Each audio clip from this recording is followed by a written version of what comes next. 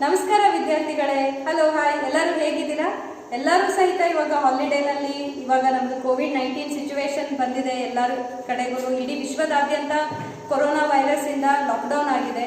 ಇಂಥ ಲಾಕ್ಡೌನ್ ಪರಿಸ್ಥಿತಿಯಲ್ಲೂ ಸಹಿತ ನೀವು ಮನೆಯಲ್ಲಿರುವಂಥ ವಿದ್ಯಾರ್ಥಿಗಳಿಗೆ ಅನುಕೂಲ ಆಗಲಿ ಅನ್ನುವಂಥದ್ರಿಂದ ನಾವೇನ್ ಮಾಡ್ತಿದೀವಿ ಅಂದ್ರೆ 10ನೇ ತರಗತಿಯ ವಿದ್ಯಾರ್ಥಿಗಳಿಗೋಸ್ಕರ ಕರ್ನಾಟಕ ಸರ್ಕಾರ, ಸಾರ್ವಜನಿಕ ಶಿಕ್ಷಣ ಇಲಾಖೆ, ಸಮಗ್ರ ಶಿಕ್ಷಣ ಕರ್ನಾಟಕ ವತಿಯಿಂದ ನಡೀತಾ ಇರುವಂತಹ ಅಗಸ್ತ್ಯ ಕೋರ್ ವಿಜ್ಞಾನ ಚಟುವಟಿಕಾ ಕೇಂದ್ರದಿಂದ 10ನೇ ತರಗತಿಯ ವಿದ್ಯಾರ್ಥಿಗಳಿಗೆ ಪುನರ್ಮನನ ಕಾರ್ಯಕ್ರಮವನ್ನ ನಾವು ಪ್ರಾರಂಭಿಸ್ತಾ ಇದ್ದೇವೆ.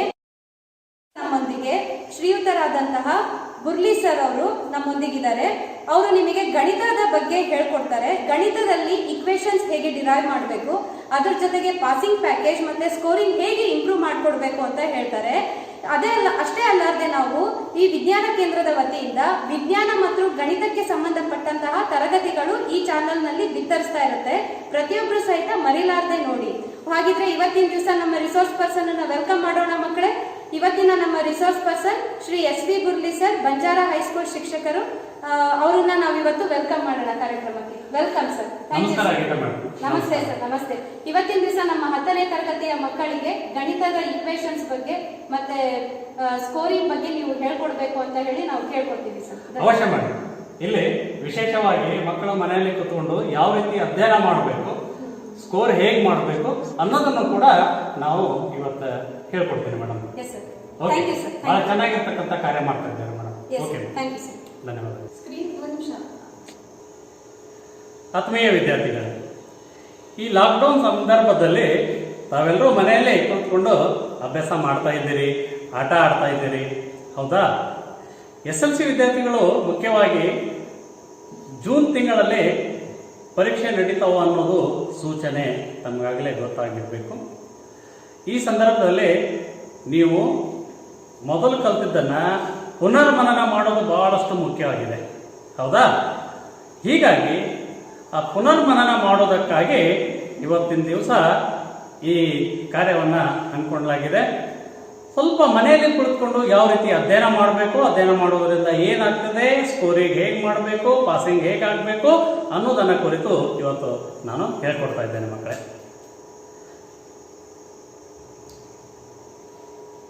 ಈ ಪರೀಕ್ಷೆ ಅನ್ನೋದನ್ನ ನಾವು ಹಬ್ಬದಂತೆ ಆಚರಿಸಬೇಕು.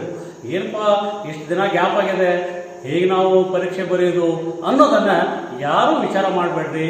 ಧೈರ್ಯದಿಂದಿದ್ದು ಅದು ಒಂದು ಹಬ್ಬದಂತೆ ನಾವು ಆಚರಣೆ ಮಾಡೋಣ ಅಂತ.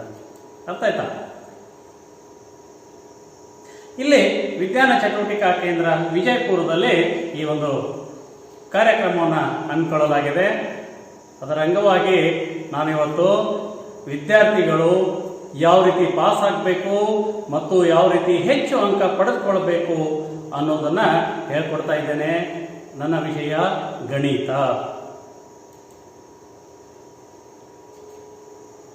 ಯಶಸ್ಸು ಆಕಸ್ಮಿಕವಾಗಿ ಬರುವಂಥದ್ದಲ್ಲ, ಅದು ಕಠಿಣ ಪರಿಶ್ರಮದಿಂದ ಮಾತ್ರ ಸಾಧ್ಯ ಆಗ್ತದೆ. ನನ್ನ ಸಾಧನೆಗಾಗಿ ನನ್ನನ್ನು ಸಮರ್ಪಿಸಿಕೊಂಡಾಗ ಬದುಕಿನ ಶ್ರೇಷ್ಠತೆಯನ್ನ ಕಂಡುಕೊಳ್ಳಿಕ್ಕೆ ಸಾಧ್ಯ ಆದ ಅಂತ ಹೇಳಿ APJ ಅಬ್ದುಲ್ ಕಲಾಂ ಅವರು ಹೇಳಿದ್ದಾರೆ. ಅದರಂತೆ ನಮ್ಮನ್ನು ನಾವು ಅದರಲ್ಲಿ ತೊಡಗಿಸಿಕೊಳ್ಳುವುದು ಬಹಳ ಮುಖ್ಯ. ಇಲ್ಲಿ ಗಣಿತ ವಿಷಯಕ್ಕೆ ಸಂಬಂಧಿಸಿದಂತೆ ವಿಷಯಕ್ಕೆ ನೀಡಿದ ಪ್ರಾಮುಖ್ಯತೆಗಳು ಏನೇನದಾವ ಅನ್ನೋದನ್ನು ಒಂದು ಸ್ವಲ್ಪ ಹೈಲೈಟ್ ಆಗಿ ನೋಡ್ಬಿಡೋಣ ಅಂತ. ನೋಡಿರಿ, ಇಲ್ಲಿ ಸಂಖ್ಯಾ ಪದ್ಧತಿ, ಇಲ್ಲಿ ವಾಸ್ತವ ಸಂಖ್ಯೆಗಳು 4 ಅಂಕದ ಪ್ರಶ್ನೆಗಳು ಬರಲಿಕ್ಕೆ ಸಾಧ್ಯತೆ ಇದೆ. ಇನ್ನು ಎರಡನೇದು ಬೀಜಗಣಿತ. ಇದರಲ್ಲಿ 4 ಅಧ್ಯಾಯಗಳು ಅದಾವು. 2 ಚರಾಕ್ಷರಗಳುಳ್ಳ ರೇಖಾತ್ಮಕ ಸಮೀಕರಣಗಳ ಜೋಡಿ, ಸಮಾಂತರ ಶ್ರೇಣಿ, ಬಹುಪದೋಕ್ತಿಗಳು, ವರ್ಗ ಸಮೀಕರಣಗಳು, ಇವೆಲ್ಲ ಸೇರಿ ಒಟ್ಟು 26 ಅಂಕಗಳು ಇಲ್ಲಿ ಸಿಗ್ತದೆ. ಇನ್ನು ತ್ರಿಕೋನಮಿತಿಗೆ ಸಂಬಂಧಿಸಿದಂತೆ ಪ್ರಸ್ತಾವನೆ ಮತ್ತು ಅನ್ವಯ, ಇದಕ್ಕೆ ಸಂಬಂಧಿಸಿದಂತೆ 9 ಅಂಕಗಳು ಅದಾವು. ನಿರ್ದೇಶಕ ರೇಖಾಗಣಿತ, ಇದರಲ್ಲಿ 5 ಅಂಕಗಳು. ಸಂಖ್ಯಾಶಾಸ್ತ್ರಕ್ಕೆ ಸಂಬಂಧಿಸಿದಂತೆ ಹಾಗೂ ಸಂಖ್ಯಾಶಾಸ್ತ್ರ ಸಂಭವನೀಯತೆ ಅಧ್ಯಾಯಗಳನ್ನು ಒಳಗೊಂಡಂತೆ 9 ಅಂಕಗಳು. ರೇಖಾಗಣಿತಕ್ಕೆ ಸಂಬಂಧಿಸಿದಂತೆ ಅಧ್ಯಾಯಗಳು, ತ್ರಿಭುಜಗಳು, ವೃತ್ತಗಳು ಮತ್ತು ರಚನೆಗಳನ್ನು ಒಳಗೊಂಡಂತೆ 17 ಅಂಕಗಳು. ನಂತರ ಕ್ಷೇತ್ರ ಗಣಿತಕ್ಕೆ ಸಂಬಂಧಿಸಿದಂತೆ ಒಟ್ಟಾರೆ 10 ಅಂಕಗಳು ಇಲ್ಲಿ ಬರಲಿಕ್ಕೆ ಸಾಧ್ಯತೆ ಇದೆ. ಹಾಗಾದ್ರೆ ಇಲ್ಲಿ ಯಾವ್ಯಾವ ಉದ್ದಿಷ್ಟಗಳಿಗೆ ಎಷ್ಟೆಷ್ಟು ಪ್ರಾಮುಖ್ಯತೆಯನ್ನ ಕೊಟ್ಟಿದ್ದಾರೆ ಅನ್ನೋದನ್ನ ನೋಡೋಣಂತೆ. ಸ್ಮರಣಿಕೆಗೆ ಪರ್ಸೆಂಟೇಜ್ 10, ಅಂಕಗಳು 8. ಅದೇ ರೀತಿ ತಿಳುವಳಿಕೆಗೆ 55% ಅಂದರೆ 44 ಅಂಕಗಳು, ಅನ್ವಯಿಕೆಗೆ 16 ಅಂಕಗಳು, ಕೌಶಲ್ಯಕ್ಕೆ 12 ಅಂಕಗಳು.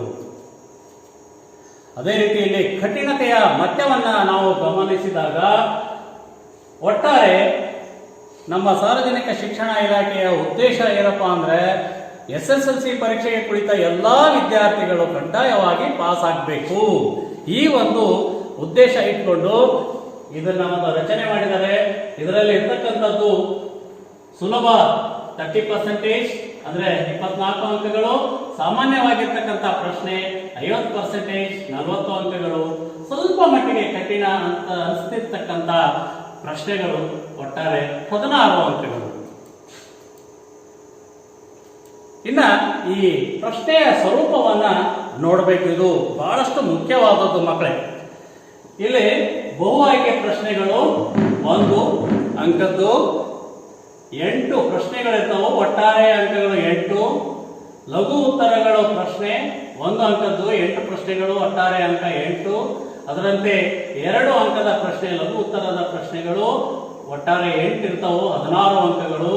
ದೀರ್ಘ ಉತ್ತರ ಪ್ರಶ್ನೆಗಳು 3 ಅಂಕದ್ದು 9 ಅಂದ್ರೆ 27 ಅಂಕ ಅದಕ್ಕೆ ಇರ್ತದೆ. ದೀರ್ಘ ಉತ್ತರ 4 ಅಂಕ, ಅದರಲ್ಲಿ 4 ಪ್ರಶ್ನೆಗಳು, ಒಟ್ಟಾರೆ 16 ಅಂಕಗಳು ಇದಕ್ಕೆ ಇರ್ತದೆ. ದೀರ್ಘ ಉತ್ತರದ ಪ್ರಶ್ನೆಗಳು 1 ಪ್ರಶ್ನೆ ಇರ್ತದೆ, 5 ಅಂಕದ್ದು, ಒಟ್ಟಾರೆ 80 ಅಂಕಗಳಿಗೆ ಇದು ಸೀಮಿತವಾಗಿರ್ತದೆ. ಇನ್ನು ಈ ಪ್ರಶ್ನೆಗಳನ್ನು ನಾವು ಬಿಡಿಸಿಕೊಳ್ಳಕ್ಕೆ ಮನೆಯಲ್ಲಿ ಅವುಗಳನ್ನು ರೂಢಿಸಿಕೊಳ್ಳಕ್ಕೆ ಯಾವ ಪ್ರಶ್ನೆ ಎಷ್ಟು ಅಂಕದ್ದಿರ್ತದೆ, ಎಷ್ಟು ನಿಮಿಷದಲ್ಲಿ ಬಿಡಿಸಬೇಕು ಅನ್ನೋದು ಬಹಳಷ್ಟು ಮುಖ್ಯವಾಗಿರ್ತದೆ. ಹೇಗೆ ಹಾಗಾದ್ರೆ ಮಕ್ಕಳೇ ಬನ್ನಿ ನೋಡೋಣ. ಇಲ್ಲಿ 1 ಅಂಕದ ಪ್ರಶ್ನೆ 8 ಇರ್ತದೆ. ಇಲ್ಲಿ ಬಹು ಆಯ್ಕೆ ಪ್ರಶ್ನೆ ಮಲ್ಟಿಪಲ್ ಚಾಯ್ಸ್ ಅಂತ ಕರಿತೀವಲ್ಲ ಅದು. ಇದಕ್ಕೆ 1 ನಿಮಿಷ 30 ಸೆಕೆಂಡ್ ಮಾತ್ರ ತೆಗೆದುಕೊಳ್ಬೇಕು. ಒಂದು ವೇಳೆ ಆ ಪ್ರಶ್ನೆಗೆ ಉತ್ತರ ನಿಮಗೆ ಗೊತ್ತಿರದ ಪಕ್ಷದಲ್ಲಿ ಮುಂದಿನ ಪ್ರಶ್ನೆಗೆ ಹೋಗಬೇಕು. ಒಂದೇ ಪ್ರಶ್ನೆಗೆ ವೇಳೆಯನ್ನ ವ್ಯರ್ಥ ಮಾಡಬಾರ್ದು. ಅಂದ್ರೆ ಒಟ್ಟು 8 ಪ್ರಶ್ನೆಗಳಿಗೆ 12 ನಿಮಿಷ ತೆಗೆದುಕೊಳ್ಬೇಕು. ಅದೇ ರೀತಿ ಶಾರ್ಟ್ ಆನ್ಸರ್ದು 8 ಪ್ರಶ್ನೆಗಳಿಗೆ 12 ನಿಮಿಷ. 2 ಅಂಕದ 8 ಪ್ರಶ್ನೆಗಳಿಗೆ ಅಂದ್ರೆ 16 ಅಂಕಕ್ಕೆ 40 ನಿಮಿಷ. ಅಂದ್ರೆ ಒಂದು ಪ್ರಶ್ನೆಗೆ 5 ನಿಮಿಷ ನೀವು ಬಿಡಿಸ್ಲಿಕ್ಕೆ ತೆಗೆದುಕೊಳ್ಬೇಕು. ಇನ್ನು 3 ಅಂಕದ್ದು 9 ಪ್ರಶ್ನೆಗಳು ಬರ್ತಾವು, 27 ಅಂಕಗಳು ಇರ್ತದೆ. ಅದಕ್ಕೆ ಒಂದು ಪ್ರಶ್ನೆಗೆ 6 ನಿಮಿಷ ನೀವು ತೆಗೆದುಕೊಳ್ಬೇಕು. ಅಂದ್ರೆ ಒಟ್ಟಾರೆ 54 ನಿಮಿಷ ಅಲ್ಲಿ ಹೋಯ್ತು. 4 ಅಂಕದ್ದು 4 ಪ್ರಶ್ನೆಗಳು 16 ಅಂಕಕ್ಕೆ ಸೀಮಿತಗೊಂಡಂತೆ ಒಂದು ಪ್ರಶ್ನೆಗೆ 8 ನಿಮಿಷ ನೀವು ತೆಗೆದುಕೊಂಡ್ರೆ 32 ನಿಮಿಷ ಆಯಿತು. ಅದೇ ರೀತಿ ಕೊನೆಯ ಒಂದು ಪ್ರಶ್ನೆ 5 ಅಂಕದ್ದು, ಅದನ್ನ 10 ನಿಮಿಷದಲ್ಲಿ ನೀವು ಬಿಡಿಸಲಿಕ್ಕೆ ಸಾಧ್ಯ ಆಗ್ತದೆ, 10 ನಿಮಿಷ. ಹಾಗಾದ್ರೆ ಒಟ್ಟಾರೆ ವೇಳೆ ನೀವು ತೆಗೆದುಕೊಂಡಿದ್ದು 160 ನಿಮಿಷ. ಹಾಗಾದ್ರೆ 38 ಪ್ರಶ್ನೆಗಳಿಗೆ 80 ಅಂಕಕ್ಕೆ 160 ನಿಮಿಷ ನೀವು ತೆಗೆದುಕೊಂಡ್ರಿ. ಅಲ್ಲಿ ನಿಮಗೆ ಓದಲಿಕ್ಕೆ 15 ನಿಮಿಷ ಇರ್ತದೆ, ಪ್ಲಸ್ 180 ನಿಮಿಷ ಉತ್ತರ ಬರೀಲಿಕ್ಕೆ ಅವಕಾಶ ಇರ್ತದೆ. ಒಟ್ಟಾರೆ ನಿಮಗೆ 20 ನಿಮಿಷ ಮತ್ತೆ ಉಳಿತದೆ. ಆ ಪೇಪರ್ ಅನ್ನ ಮರಳಿ ನೋಡಿ ಯಾವ ಪ್ರಶ್ನೆ ಉಳಿದಿದೆ ಅಂತೇಳಿ ನೀವು ನೋಡಿ ಮತ್ತೆ ಬಿಡಿಸ್ಲಿಕ್ಕೆ ಈ 20 ನಿಮಿಷ ಅವಕಾಶ ದೊರಕುತ್ತದೆ. ಆದ್ದರಿಂದ ಮಕ್ಕಳೇ, ಈ ವೇಳೆಯನ್ನ ನೀವು ಗಮನಿಸಿ, ಇದೇ ವೇಳೆಗೆ ತಕ್ಕಂತೆ ನೀವು ಪ್ರಶ್ನೆಗಳನ್ನ ಮನೆಯಲ್ಲಿ ಬಿಡಿಸಿ ರೂಢಿಸಿಕೊಳ್ಬೇಕು. ಓಕೆ ಮಕ್ಕಳೇ, ಈಗ ಒಟ್ಟಾರೆ 3 ಅಂಕದ ಪ್ರಶ್ನೆಗಾಗಿ ಯಾವ ಯಾವ ಅಧ್ಯಾಯಗಳನ್ನು ನಾವು ಅಧ್ಯಯನ ಮಾಡಬೇಕು ಮತ್ತು ಯಾವ ಲೆಕ್ಕಗಳನ್ನು ಬಿಡಿಸಬೇಕು ಅನ್ನೋದನ್ನು ನೋಡೋಣಂತೆ. 3 ಅಂಕದ ಪ್ರಶ್ನೆಗಳು.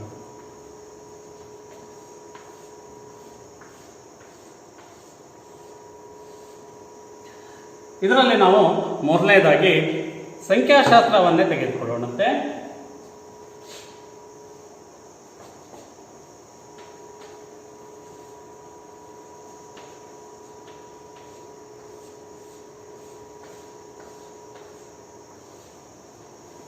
ಸಂಖ್ಯಾಶಾಸ್ತ್ರ. ಸ್ವಲ್ಪ ಮೈಂಡ್ ಮ್ಯಾಪಿಂಗ್ ಮಾಡ್ಕೋಬೇಕು. ಅಭ್ಯಾಸಕ್ಕೆ ಕೊಡೋಕ್ಕಿಂತ ಮುಂಚೆ ನಾವು ಯಾವುದನ್ನು ಅಧ್ಯಯನ ಮಾಡಬೇಕು, ಯಾವ ಲೆಕ್ಕಗಳನ್ನು ಬಿಡಿಸ್ಬೇಕು, ಎಷ್ಟು ಅಂಕದ್ದು ಇರ್ತದೆ ಅನ್ನೋದನ್ನೆಲ್ಲ ನಾವು ಸರಿಯಾಗಿ ಗಮನದಲ್ಲಿ ಇಟ್ಕೊಂಡು ನಾವು ಅಧ್ಯಯನ ಪ್ರಾರಂಭ ಮಾಡಬೇಕು. ಅದೇ ರೀತಿ ಎರಡನೇದು ಬಹುಪದೋಕ್ತಿ.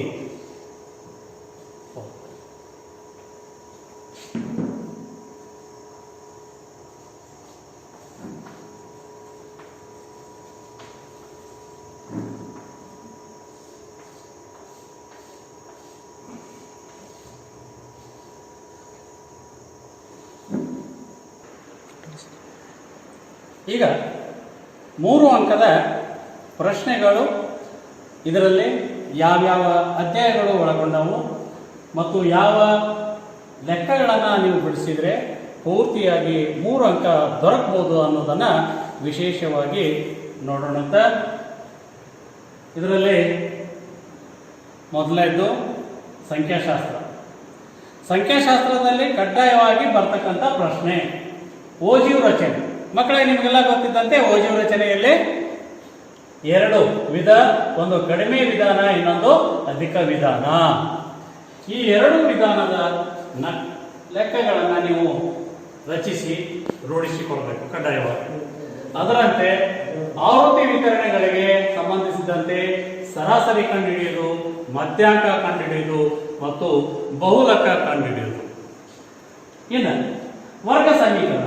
ವರ್ಗ ಸಮೀಕರಣದಲ್ಲಿ ಕೂಡ 3 ಅಂಕದ ಪ್ರಶ್ನೆ ಬರುವ ಸಾಧ್ಯತೆ ಇದೆ. ಇನ್ನು ನಿರ್ದೇಶಾಂಕ ರೇಖಾಗಣಿತ, ಇದನ್ನು ಕೂಡ ಅತ್ಯಂತ ಸರಳವಾಗಿರ್ತಕ್ಕಂಥ ಪ್ರಶ್ನೆಗಳು ಇದರಲ್ಲಿ ಬರ್ತದೆ. ವಿಸ್ತೀರ್ಣ ಕಂಡುಹಿಡಿಯೋದು, ತ್ರಿಭುಜದ ವಿಸ್ತೀರ್ಣ ಆಗಿರ್ಬೋದು, ತ್ರಾಪಿಜ್ಯದ ವಿಸ್ತೀರ್ಣ ಆಗಿರ್ಬೋದು, ಸಮಾಂತರ ಚತುರ್ಭುಜದ ವಿಸ್ತೀರ್ಣ ಆಗಿರ್ಬೋದು, ಅಥವಾ ಈ ರೀತಿಯಾಗಿ ನಿರ್ದೇಶಾಂಕಗಳನ್ನು ಕೊಟ್ಟು ಸರಳ ರೇಖಾಗತವಾಗಿದ್ದರೆ ಇಲ್ಲಿ ಕೆ ಬೆಲೆಯನ್ನ ಕಂಡುಹಿಡಿಯಿರಿ ಅಂತ ಕೊಡ್ಬೋದು. ಇಂತಹ ಲೆಕ್ಕಗಳು ಬರಲಿಕ್ಕೆ ಸಾಧ್ಯತೆ ಇದೆ. ಇನ್ನು ವೃತ್ತಗಳ ಮೇಲಿನ ಪ್ರಮೇಯಗಳು, ನಿಮ್ಗೆ ಗೊತ್ತಿದ್ದಂತೆ 2 ಪ್ರಮೇಯಗಳು ಅದಾವು.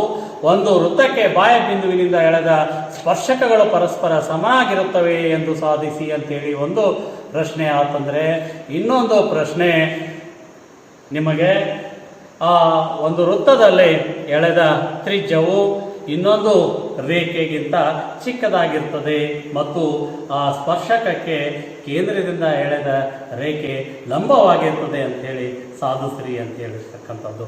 2 ಪ್ರಮೇಯಗಳಲ್ಲೇ ಒಂದು ಕಡ್ಡಾಯವಾಗಿ ಬರ್ತಕ್ಕಂಥದ್ದು. ನಂತರ ಬರೋದು ತ್ರಿಕೋನಮಿತಿಯಲ್ಲಿ ಕೂಡ 3 ಅಂಕದ ಪ್ರಶ್ನೆ ಬರಲಿಕ್ಕೆ ಸಾಧ್ಯತೆ ಇದೆ. ಇನ್ನು ಬರೋದು ರಚನೆಗಳು ಮಕ್ಕಳೇ, ನಿಮಗೆಲ್ಲ ಗೊತ್ತಿದ್ದಂತೆ ಒಂದು ಸಮರೂಪ ತ್ರಿಭುಜವನ್ನ ರಚನೆ ಮಾಡ್ರಿ ಅಂತ ನೀವು ಕೊಟ್ಟಿರ್ತಾರಲ್ಲಿ. ಅದನ್ನ ಅನುಪಾತಕ್ಕೆ ತಕ್ಕಂತೆ 7/5 ಅನುಪಾತ ಆಗಿರ್ಬೋದು, ಅಥವಾ 4/3 ಅನುಪಾತ, ಅಥವಾ 2/3 ಈ ಅನುಪಾತದಲ್ಲಿ ಇರುವ ಹಾಗೆ ತ್ರಿಭುಜಗಳ ರಚನೆಯನ್ನ ಮಾಡ್ರಿ ಅಂತ ಕೊಟ್ಟಿರ್ತಾರೆ. ರಚನೆ ಬಹಳ ಸರಳವಾಗಿರ್ತಕ್ಕಂಥ ಪ್ರಶ್ನೆ ಮಕ್ಕಳೇ, ಹೀಗಾಗಿ ಅದನ್ನು ಕಡ್ಡಾಯವಾಗಿ ರೂಢಿಸಿಕೊಳ್ಬೇಕು. ನಂತರ ಬರೋದು 2 ಚರಾಕ್ಷರಗಳಿರುವ ರೇಖಾತ್ಮಕ ಸಮೀಕರಣಗಳು. ಇದರಲ್ಲೇನು ಕೂಡ 3 ಅಂಕದ ಪ್ರಶ್ನೆ ಬರಲಿಕ್ಕೆ ಸಾಧ್ಯತೆ ಇದೆ. ಅದೇ ರೀತಿ ತ್ರಿಭುಜಗಳು ಇದರ ಮೇಲೆ ಲೆಕ್ಕಗಳು ಬರ್ತಿರ್ತಾವು. ಆ ಲೆಕ್ಕಗಳು ಪುಸ್ತಕದಲ್ಲಿರ್ತಕ್ಕಂಥ ಮಾದರಿ ಲೆಕ್ಕಗಳನ್ನು ಕೂಡ ತಾವು ಬಿಡಿಸಿ ರೂಢಿಸಿಕೊಳ್ಬೇಕು. ಅದರಲ್ಲೇನೂ ಕೂಡ ಪ್ರಶ್ನೆಗಳು ಬರಲಿಕ್ಕೆ ಸಾಧ್ಯತೆ ಇದೆ. ನಂತರ ಸಮಾಂತರ ಶ್ರೇಣಿಗಳು ಕೂಡ 3 ಅಂಕದ ಪ್ರಶ್ನೆ ಬರಲಿಕ್ಕೆ ಸಾಧ್ಯತೆ ಇದೆ. ಇನ್ನು ಬಹುಪದೋಕ್ತಿ, ಕೊನೆಯದಾಗಿ ಬಹುಪದೋಕ್ತಿಯಲ್ಲಿನೂ ಕೂಡ 3 ಅಂಕದ ಪ್ರಶ್ನೆ ಯಾವ್ದು ಕೇಳ್ತಾರೆ ಅಂದ್ರೆ ಭಾಗಲಬ್ಧ ಮತ್ತು ಶೇಷಗಳನ್ನ ಕಂಡುಹಿಡಿಯಿರಿ ಅಂತೇಳಿ. 2ನೇದು ಶೂನ್ಯತೆಗಳನ್ನ ಕಂಡುಹಿಡಿಯೋದು. 3ನೇದು ಅಲ್ಫಾ ಮತ್ತು ಬೀಟಾ ಶೂನ್ಯತೆಗಳಾದರೆ 1/α + 1/β ಬೆಲೆಯನ್ನ ಕಂಡುಹಿಡಿಯಿರಿ ಅಂತ ಈ ರೀತಿ ಇರ್ತಕ್ಕಂಥ ಲೆಕ್ಕಗಳನ್ನು ನೀಡಲಿಕ್ಕೆ ಸಾಧ್ಯತೆ ಇದೆ. ಒಟ್ಟಾರೆ 3 ಅಂಕದ ಪ್ರಶ್ನೆ ಇಲ್ಲಿ ಇರ್ತಕ್ಕಂಥ ಅಧ್ಯಾಯಗಳಲ್ಲಿ ಒಟ್ಟು 9 ಪ್ರಶ್ನೆಗಳು ಮಾತ್ರ ನಿಮಗೆ ಬರ್ತವು. ಅವುಗಳನ್ನು ನೀವು ಸರಿಯಾಗಿ ಮನೆಯಲ್ಲೇ ಬಿಡಿಸಿ ರೂಢಿಸ್ಕೊಳ್ಬೇಕು. ಹಾಗಾದ್ರೆ ಮಕ್ಕಳೇ, ಈಗ ನಾವು ಸಂಖ್ಯಾಶಾಸ್ತ್ರಕ್ಕೆ ಹೋಗೋಣಂತ. ಸಂಖ್ಯಾಶಾಸ್ತ್ರದಲ್ಲಿ ಮೊದಲಿಗೆ ಓಜೀವ್ ರಚನೆ ಹೇಗೆ ಮಾಡ್ಕೊಳ್ಬೇಕು ಅಂತೇಳಿ ಮತ್ತೆ ಪುನರಾವರ್ತನೆ ಮಾಡೋಣ.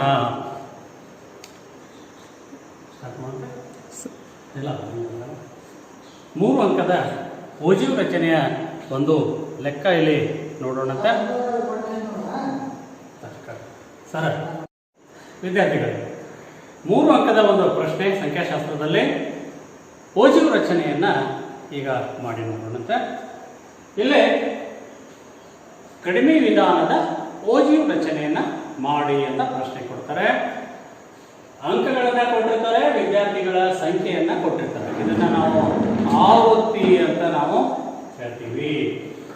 ಇಲ್ಲಿ ಅಂಕಗಳು 0 to 4, ಇದು ವಿದ್ಯಾರ್ಥಿಗಳ ಸಂಖ್ಯೆ 4, 4ರಿಂದ 8 ವಿದ್ಯಾರ್ಥಿಗಳ ಸಂಖ್ಯೆ 6, 8ರಿಂದ 12 ವಿದ್ಯಾರ್ಥಿಗಳ ಸಂಖ್ಯೆ 10, 12ರಿಂದ 16 ವಿದ್ಯಾರ್ಥಿಗಳ ಸಂಖ್ಯೆ 8, 14ರಿಂದ 20 ವಿದ್ಯಾರ್ಥಿಗಳ ಸಂಖ್ಯೆ 4.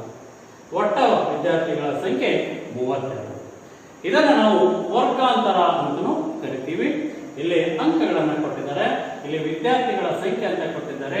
ಇದನ್ನು ನಾವು ಆವೃತ್ತಿ ಅಂತ ಹೇಳ್ತೀವಿ. ಇಲ್ಲಿ ಒಟ್ಟು 4 ಕಂಬ ಸಾಲುಗಳನ್ನು ನಾವು ಮಾಡ್ಕೋಬೇಕು. ಇದನ್ನ ನಾವು ಗಮನದಲ್ಲಿ ಇಟ್ಕೋಬೇಕು. ಒಂದೇದು ಅವರೇ ಕೊಟ್ಬಿಟ್ಟಿರ್ತಾರೆ, ಅಂಕಗಳು ಅಥವಾ ವರ್ಗಾಂತರ ಅಂತೇಳಿ. ಎರಡನೇದು ವಿದ್ಯಾರ್ಥಿಗಳ ಸಂಖ್ಯೆ ಅಥವಾ ಆವೃತ್ತಿ ಅಂತ ಕೊಟ್ಟಿರ್ತಾರೆ. ಇನ್ನು ಮೂರನೇದು ನಾವು ಮಾಡ್ಕೊಳ್ಳತಕ್ಕಂಥದ್ದು CF ಅಂತ ಹೇಳ್ತೀವಿ. ಇದು ಸಂಚಿತ ಆವೃತ್ತಿ ಅಂತ ಕರಿತೀವಿ. ಇನ್ನು 4ನೇದು X ಮತ್ತು Y ನಿರ್ದೇಶಾಂಕ ಬಿಂದುಗಳನ್ನ ನಾವು ಪಡ್ಕೋಬೇಕಲ್ಲ, ಆ X ಮತ್ತು Y ನಿರ್ದೇಶಾಂಕ ಬಿಂದುಗಳು ಯಾವುವು ಅನ್ನೋದನ್ನ ನಾವಿಲ್ಲಿ ಬರೀತೀವಿ. ಓಕೆ, ಈಗ ಈ CF ಹೇಗೆ ಬರ್ತದೆ ನೋಡೋಣಂತೆ. ಇದು 4 ಇದೆ, 4 ಇಡೋಣಂತೆ. ಈ 4ಕ್ಕೆ 6 ಸೇರಿಸ್ರಿ, ಕ್ಯುಮ್ಯುಲೇಟಿವ್ ಆಗ್ತಾ ಹೋಗ್ತದೆ ಇದು. ಅದನ್ನ ನಾವು ಸಂಚಿತ ಆವೃತ್ತಿ ಅಂತ ಹೇಳ್ತೀವಿ. 4 6 ಸೇರಿಸಿದ್ರೆ 10, 10 10 ಸೇರಿಸಿದ್ರೆ 20, 20 8 ಸೇರಿಸಿದ್ರೆ 28, 28 4 ಸೇರಿಸಿದ್ರೆ 32.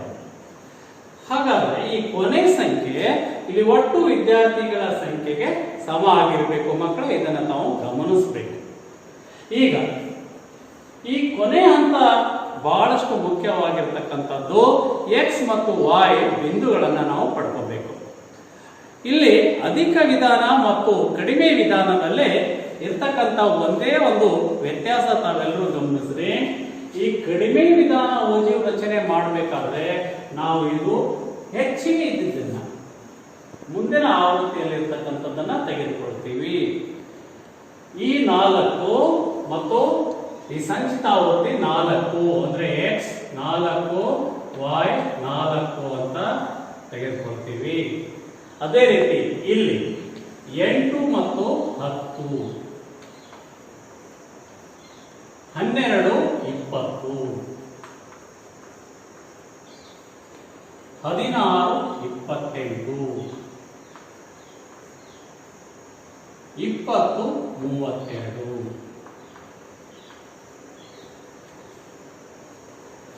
ಹೌದಾ ಮಕ್ಕಳೇ?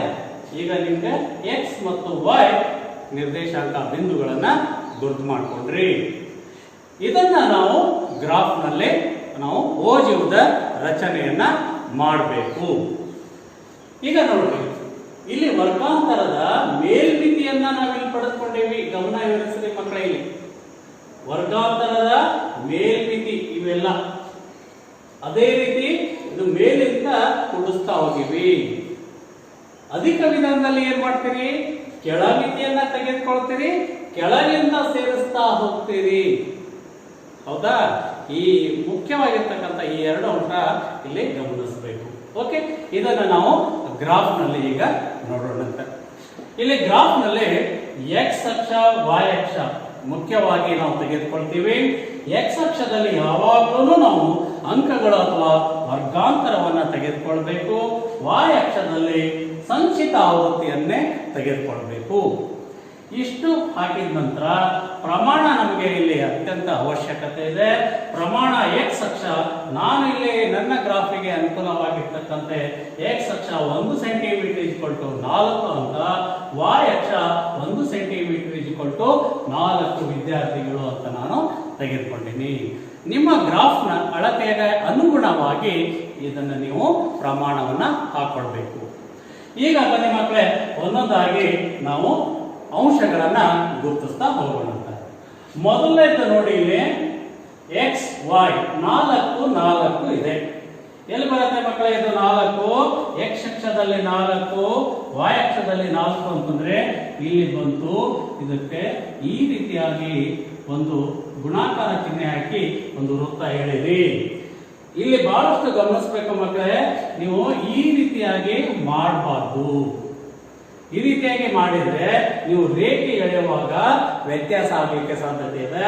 ಅದಕ್ಕೆ ಇಂಟು ಮಾರ್ಕ್ ಮಾಡಿದ್ರಿ ಅಂದ್ರೆ ಈ ಬಿಂದುವನ್ನ ನಾವು ಆ ರೇಖೆಗಳನ್ನ ಕೂಡಿಸ್ಲಿಕ್ಕೆ ಸಾಧ್ಯ ಆಗ್ತದೆ. ಓಕೆ, ಇನ್ನ ಎರಡನೇ ಬಿಂದು ತೆಗೆದುಕೊಳ್ಳೋಣ. 8 ಮತ್ತು 10. 8 x ಅಕ್ಷದಲ್ಲಿದೆ, x 10 y ನಲ್ಲಿ. ಇಲ್ಲಿ 8 ಮತ್ತು 12 ಬಂತು ಅಂದ್ರೆ ಮಧ್ಯದಲ್ಲಿ 10 ಇರ್ತದೆ. ಮಧ್ಯದಲ್ಲಿ 10. 8 x ನಲ್ಲಿ, y ನಲ್ಲಿ 10. ನಿಮ್ಮ ಗ್ರಾಫ್ ನಲ್ಲಿ ಚಿಕ್ಕ ಚಿಕ್ಕ ರೇಖೆಗಳಿರ್ತಾವು. ನೀವು ಅವುಗಳನ್ನ ಕೌಂಟ್ ಮಾಡಿ ಸರಿಯಾಗಿ ಇಡ್ಲಿಕ್ಕೆ ಸಾಧ್ಯತೆ ಇದೆ. ಇನ್ನು ಮೂರನೇ ಬಿಂದು ಗಮನಿಸೋಣ. 12 ಮತ್ತು 20. 12 x ಅಕ್ಷದಲ್ಲಿ, 20 y ಅಕ್ಷದಲ್ಲಿ. ಇದನ್ನ ಈ ನೇರಕ್ಕೆ ತಗೊಂಡು ಹೋಗೋಣ, ಇದನ್ನ ಮೇಲಕ್ಕೆ ತೆಗೆದುಕೊಂಡು ಹೋಗೋಣ. ಇವೆರಡೂ ಇಲ್ಲಿ ಸಂಧಿಸಿದವು. ಇದು ಒಂದು ಬಿಂದು. ನಂತರ ಬರೋದು 16, 28. 16, 28. ಓಕೆ. ನಂತರ ಕೊನೆಯದು 20, 32. x ಅಕ್ಷದಲ್ಲಿ 20, y ಅಕ್ಷದಲ್ಲಿ 30. ಇದು ಇಲ್ಲಿ ಬಂತು. ಓಕೆ ಮಕ್ಕಳೇ, ಇವಕ್ಕೆ ಈ ಬಿಂದುಗಳ ಹೆಸರು ಕಡ್ಡಾಯವಾಗಿ ಕೊಡಲೇಬೇಕು. 16, 28, 12, 20, 8, 10, 4, 4. ಇದನ್ನ ನೀವು ಒಂದು ರೋಲರ್ ಸಹಾಯದಿಂದ, ಈಜ್ಪಟ್ಟಿ ಸಹಾಯದಿಂದ ಈ ಬಿಂದುಗಳನ್ನ ಸೇರಿಸ್ತಾ ಹೋಗ್ಬಿಡ್ಬೇಕು. ಈ ಬಿಂದುಗಳನ್ನ ನೀಟಾಗಿ ಸೇರಿಸಿ.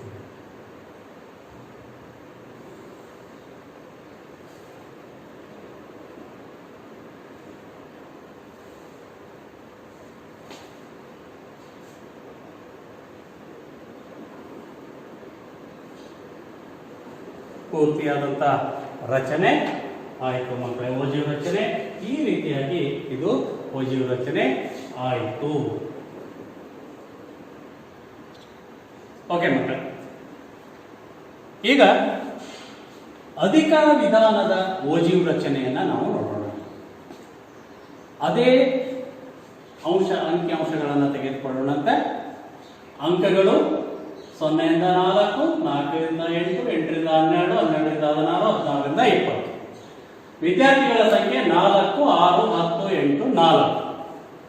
ಅದೇ ಸಂಖ್ಯೆಗಳಿಗೆ ನಾವು ಅಧಿಕ ವಿಧಾನದ ಓಜೀವ ರಚನೆ ನೋಡೋಣ.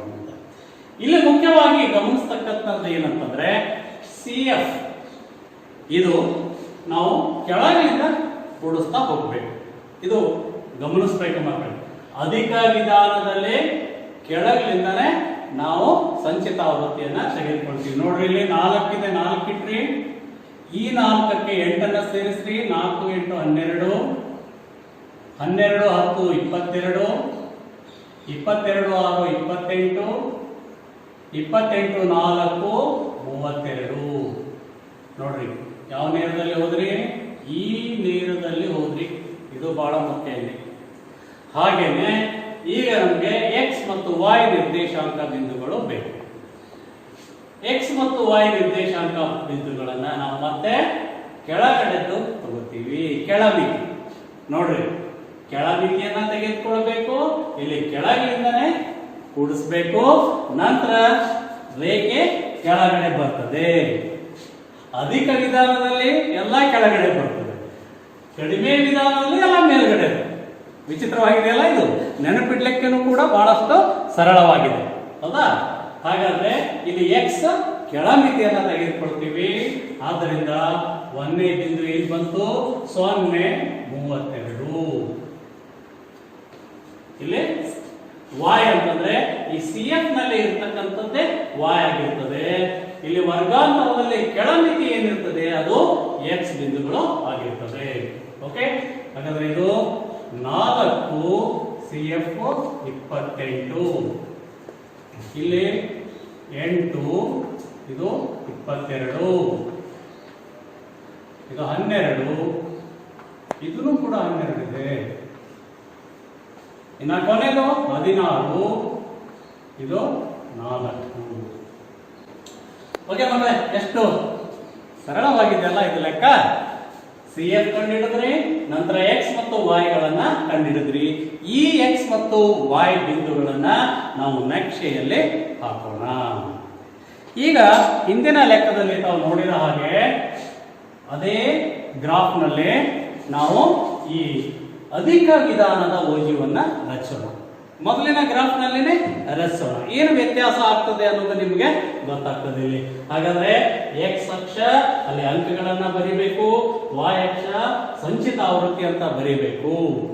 ಇಲ್ಲಿ ಅಂಕಗಳನ್ನ ಬರಿತೀರಿ, ಇಲ್ಲಿ ವಿದ್ಯಾರ್ಥಿಗಳ ಸಂಖ್ಯೆಗಳನ್ನ ನಾವು ಬರಿತೀವಿ. ಹಾಗಾದ್ರೆ ಇವುಗಳನ್ನ ಯಾವ ಪ್ರಮಾಣದಲ್ಲಿ ಬರೆದ್ರಿ? ಪ್ರಮಾಣ ಕಡ್ಡಾಯವಾಗಿ ಬರಿಬೇಕು. x ಅಕ್ಷ 1 ಸೆಂಟಿಮೀಟರ್ = 4 ಅಂಕ, y ಅಕ್ಷ 1 ಸೆಂಟಿಮೀಟರ್ = 4 ವಿದ್ಯಾರ್ಥಿಗಳು. ಓಕೆ, ಮೊದಲನೇ ಬಿಂದು ಏನಾಗಿದೆ ನೋಡ್ರಿ, ಇಲ್ಲಿ 0, 32. 0 ಅಂದ್ರೆ ಹೇಳಿ ಮಕ್ಕಳೇ, ಯಾವ ಬಿಂದುವಿಗೆ ನಾವು ಯಾವ ರೇಖೆ ತೆಗೆದುಕೊಳ್ಬೇಕು? x ಗೆ ತೆಗೆದುಕೊಳ್ಬೇಕು ಅಥವಾ y ಗೆ ತೆಗೆದುಕೊಳ್ಬೇಕು? 0 x ಇದೆ. ವೆರಿ ಗುಡ್, 0 x ಇದೆ. y ನಲ್ಲಿ 32 ಬರಬೇಕು. ಮೇಲ್ಗಡೆ ಹೋಗಿ 4, 8, 12, 16, 20. Okay, very good. ಇಲ್ಲಿ ಬಂತು 32. ನಂತರ 4, 28. ಇದು 4 ಇದೆ, 28 ಇಲ್ಲಿದೆ. ಈ ತೆರನಾಗೆ ಗುರುತಿಸೋಣ. ಇನ್ನ 8, 22. ಇದು 8 ಇದೆ, 22, 20 ಮತ್ತು 24 ಇದರ ಮಧ್ಯದಲ್ಲಿ ಇದು ಬರ್ತದೆ 22. ಓಕೆ, ಮಧ್ಯದಲ್ಲಿ ಇದನ್ನ ನಾವು ಗುರುತಾಕೋಣ. ನಂತರ 12, 12. ಇಲ್ಲಿ 12 ಇದೆ, ಇಲ್ಲಿ 12 ಇದೆ, ಇಲ್ಲಿ ಸೇರಿಸೋಣ. ಓಕೆ, ಈ ಬಿಂದು ಗುರುತಿಸಿದೀವಿ. ಇನ್ನ ಇರ್ತಕ್ಕಂಥದ್ದು ಕೊನೆ ಬಿಂದು 16, 4. 16, 4. 16, 4 ಈ ಬಿಂದುಗಳನ್ನ ಬರೀಬೇಕು ಮಕ್ಕಳೇ. 12, 12, 8, 22, 4, 28, 0, 32 ಈ ನಿರ್ದೇಶಾಂಕ ಬಿಂದುಗಳನ್ನ ಬರೀಬೇಕು. ಈಗ ಇವುಗಳನ್ನ ಸರಳ ರೇಖೆಯಿಂದ ಸೇರಿಸಿಬಿಡೋಣ. ಇಂಪಟಿ ಸಹಾಯದಿಂದ ಇವುಗಳನ್ನ ಸೇರಿಸಿಬಿಡ್ರಿ.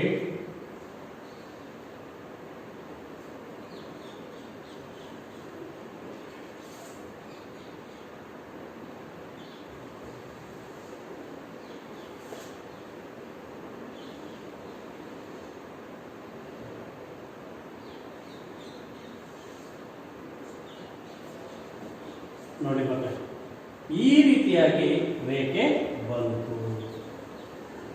ಇದು ಅಧಿಕ ವಿಧಾನದ್ದು. ಇಲ್ಲಿ ಬರೀತೀನಿ, ಅಧಿಕ ವಿಧಾನದ ಓಜಿ. ನೋಡಿ ಮಕ್ಕಳೇ, ಪರ್ಫೆಕ್ಟ್ ಆಗಿ ಈ ರೀತಿಯಾಗಿ ನೀವು ಬರೆದಿದ್ದೆ ಅಂತಂದ್ರೆ ಯಾವುದೇ ಅಂಕಗಳನ್ನ ಕಡಿತಗೊಳಿಸಲಾರದೆ ಪೂರ್ತಿಯಾಗಿ ನಿಮಗೆ 3 ಅಂಕಗಳು ಇಲ್ಲಿ ದೊರಕಲಿಕ್ಕೆ ಸಾಧ್ಯತೆ ಇದೆ. ಅತ್ಯಂತ ಸರಳವಾದಂತಹ ಪ್ರಶ್ನೆ. ಇವುಗಳನ್ನ ಮನೆಯಲ್ಲಿ ಒಂದು 4 ಅಥವಾ 5 ಕಡಿಮೆ ವಿಧಾನ, 5 ಅಧಿಕ ವಿಧಾನದ ಓಜಿವ್ ಲೆಕ್ಕ ಬಿಡಿಸ್ರಿ. ಗ್ರಾಫ್ ಅನ್ನ ಬಳಸ್ರಿ. ಗ್ರಾಫ್ ನಲ್ಲಿನೇ ಈ ಆಕೃತಿಯನ್ನ ರಚಿಸ್ರಿ. ಈ ಎಲ್ಲ ಅಂಶಗಳು ಅದರಲ್ಲಿ ಕಡ್ಡಾಯವಾಗಿ ಇರಬೇಕು. ಮನೆಯಲ್ಲಿ ಪ್ರಾಕ್ಟೀಸ್ ಮಾಡ್ತಿರಲ್ಲ ಮಕ್ಕಳೇ? ಓಕೆ ಮಕ್ಕಳೇ, ಈಗ ನಾವು ಸಂಖ್ಯಾಶಾಸ್ತ್ರದಲ್ಲಿ ಕೊಟ್ಟಿರ್ತಕ್ಕಂಥ ದತ್ತಾಂಶಗಳಿಗೆ ಸರಾಸರಿಯನ್ನ ಕಂಡುಹಿಡಿಯುವುದನ್ನು ನೋಡೋಣ. ಇದು ಕೂಡ 3 ಅಂಕದ ಪ್ರಶ್ನೆ. ಇಲ್ಲಿ ನಿಮಗೆ ವರ್ಗಾಂತರ ಕಾಸ್ ಇಂಟರ್ವಲ್ CI ಅಂತ ಹೇಳ್ತೀವಿ, ಇದನ್ನು ಕೊಟ್ಟಿರ್ತಾರೆ ಮತ್ತು FI ಆವೃತ್ತಿಯನ್ನ ಕೊಟ್ಟಿರ್ತಾರೆ. ವರ್ಗಾಂತರ 15 ರಿಂದ 25 ಆವೃತ್ತಿ ಸಂಖ್ಯೆ 6, 25 ರಿಂದ 35 ಆವೃತ್ತಿ ಸಂಖ್ಯೆ 11, 35 ರಿಂದ 45 ಆವೃತ್ತಿ ಸಂಖ್ಯೆ 7, 45 ರಿಂದ 55 ಆವೃತ್ತಿ ಸಂಖ್ಯೆ 5, 55 ರಿಂದ 65 ಆವೃತ್ತಿ ಸಂಖ್ಯೆ 6. ಇಷ್ಟು ನಿಮಗೆ ಕೊಟ್ಟಿರ್ತಕ್ಕಂಥದ್ದು. ಈಗ ಇದಕ್ಕೆ ನೀವು ಎಷ್ಟು ಕಂಬ ಸಾಲುಗಳನ್ನ ಮಾಡ್ಕೋಬೇಕು, ಇದು ಬಹಳ ಮುಖ್ಯ. ಇಲ್ಲಿ ಸರಾಸರಿ ಕಂಡುಹಿಡಿಬೇಕಾಗಿತ್ತು ಅಂತಂದ್ರೆ ನಮಗೆ ಸರಾಸರಿ ಸೂತ್ರದಲ್ಲಿ ಯಾವ್ಯಾವ ಅಂಶಗಳು ಬರ್ತಾವೋ ಅವುಗಳನ್ನ ಗಮನದಲ್ಲಿ ಇಟ್ಕೊಂಡು ನಾವು ಯಾವ ಕಂಬ ಸಾಲುಗಳನ್ನ ರಚಿಸಬೇಕು ಅನ್ನೋದನ್ನ ನೋಡೋಣಂತೆ. ಸರಾಸರಿ ಕಂಡುಹಿಡಿಯಲಿಕ್ಕೆ ನಮಗೆ ಬೇಕಾಗಿರ್ತಕ್ಕಂಥದ್ದು XI ಒಂದು ಬೇಕು ಮತ್ತು FI ಇಂಟು XI, ಇವು ಎರಡು ಕಂಬ ಸಾಲುಗಳು ನಮಗಿಲ್ಲೇ ಬೇಕು. ಹಾಗಾದ್ರೆ XI ಅಂದ್ರೆ ಏನಿದೆ? ಇದು ಮಧ್ಯಬಿಂದು. XI ಅನ್ನೋದು ಮಧ್ಯಬಿಂದು. ಎದರ ಮಧ್ಯಬಿಂದು? ಈ ವರ್ಗಾಂತರದ ಮಧ್ಯಬಿಂದು. 15, 25 ಕೂಡಿಸ್ರಿ, ಎಷ್ಟಾಯ್ತು? Very good, 40. ಅದರ ಮಧ್ಯಬಿಂದು ನಾವಿಲ್ಲಿ ಬರಿತೀವಿ. ಎಷ್ಟಾಯ್ತು? 20. ಅದೇ ರೀತಿ 25, 35, 60. ಇದರ ಮಧ್ಯಬಿಂದು 30. ಅದೇ ರೀತಿ 35, 45, 80. ಇದರ ಮಧ್ಯಬಿಂದು 40. 45 ರಿಂದ 55 ಇದರ ಮಧ್ಯಬಿಂದು 50. 55 ರಿಂದ 65 ಮಧ್ಯಬಿಂದು 60. ಹೀಗೆ ಮಕ್ಕಳೇ ನಾವು ಮೊದಲಿಗೆ ಮಧ್ಯಬಿಂದುವನ್ನ ಕಂಡುಹಿಡ್ಕೊಂಡು ಬಿಡೋದಂತೆ. ಮಧ್ಯಬಿಂದು ಕಂಡುಹಿಡಿದ ನಂತರ ನಾವು ಬರ್ತೀವಿ FI XI. ಏನಿದು FI XI ಅಂತಂದ್ರೆ ಇದಕ್ಕೆ ಇದರಿಂದ ಗುಣಿಸೋದು, ಇವೆರಡನ್ನು ಗುಣಿಸೋದು. ಓಕೆ, ಗುಣಾಕಾರ ಮಾಡುವಾಗ ಹಲವಾರು ತಂತ್ರಗಳನ್ನು ನಾವಿಲ್ಲಿ ಉಪಯೋಗಿಸ್ಕೊಂಡ್ರೆ ವೇಗವಾಗಿ ಗುಣಿಸ್ಲಿಕ್ಕೆ ಸಾಧ್ಯ ಆಗ್ತದೆ. ಏನದು ತಂತ್ರ ಅಂದ್ರೆ ನೋಡ್ರಿ, 6 2 12, ಕೊನೆಗೆ ಒಂದು ಪೂಜೆ ಇದೆ, ಪೂಜೆ ಇಟ್ಬಿಡ್ರಿ. 20 6 120 ನೋಡ್ರಿ, 6 2 12 ಮುಂದೆ ಒಂದು ಪೂಜೆ ಇಟ್ಬಿಟ್ರೆ 120. ಅದೇ ರೀತಿ ವೇಗವಾಗಿ ನಿಮಗೆ ಮಾಡಲಿಕ್ಕೆ ಸಾಧ್ಯ ಆಗ್ತದೆ. 11 ಗುಂಡ್ಲೆ 3 33 0, 7 4 28 ಅಂದ್ರೆ 285. 5 25 ಅಂದ್ರೆ 55 250. 6 36 360.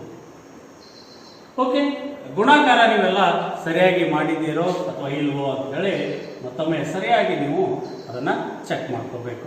ಚೆಕ್ ಮಾಡಿದ ನಂತರ ಮುಂದುವರಿಯೋಣಂತೆ. ಈಗ ನಾವು FI ಅನ್ನ ಸೇರಿಸಿಬಿಡೋಣಂತೆ. ಈ FI XI, ಈ FI ಎಲ್ಲ ಸೇರಿಸಿದೇವಿ, ಅಷ್ಟು ಕೂಡಿಸಿದ್ರಿ, ಎಷ್ಟು ಬಂತು ನೋಡ್ರಿ? FI ಕೂಡಿಸಿದ್ರೆ 11 6 17 17 7 24 30, ಇದು 35. ಓಕೆ, ಒಂದಾಯ್ತು. ಇನ್ನು ನಿಮಗೆ ಸರಾಸರಿ ಸೂತ್ರದಲ್ಲಿ ಬೇಕಾಗಿರ್ತಕ್ಕಂಥದ್ದು sigma FI XI. Sigma FI XI. Sigma ಅಂತಂದ್ರೆ ಇಲ್ಲಿ ಮೊತ್ತ. ಇಲ್ಲಿ ಸಿಗ್ಮಾ FI XI ಅಂದ್ರೆ ಈ FI XI ಇದರ ಮೊತ್ತ. ಇಲ್ಲಿ ಸಿಗ್ಮಾ FI ಅಂದ್ರೆ FI ದ ಒಟ್ಟು ಮೊತ್ತ ಅಂತ ಹೇಳ್ತೀವಿ. ಈಗ ಇವುಗಳನ್ನ ಕೂಡಿಸ್ರಿ.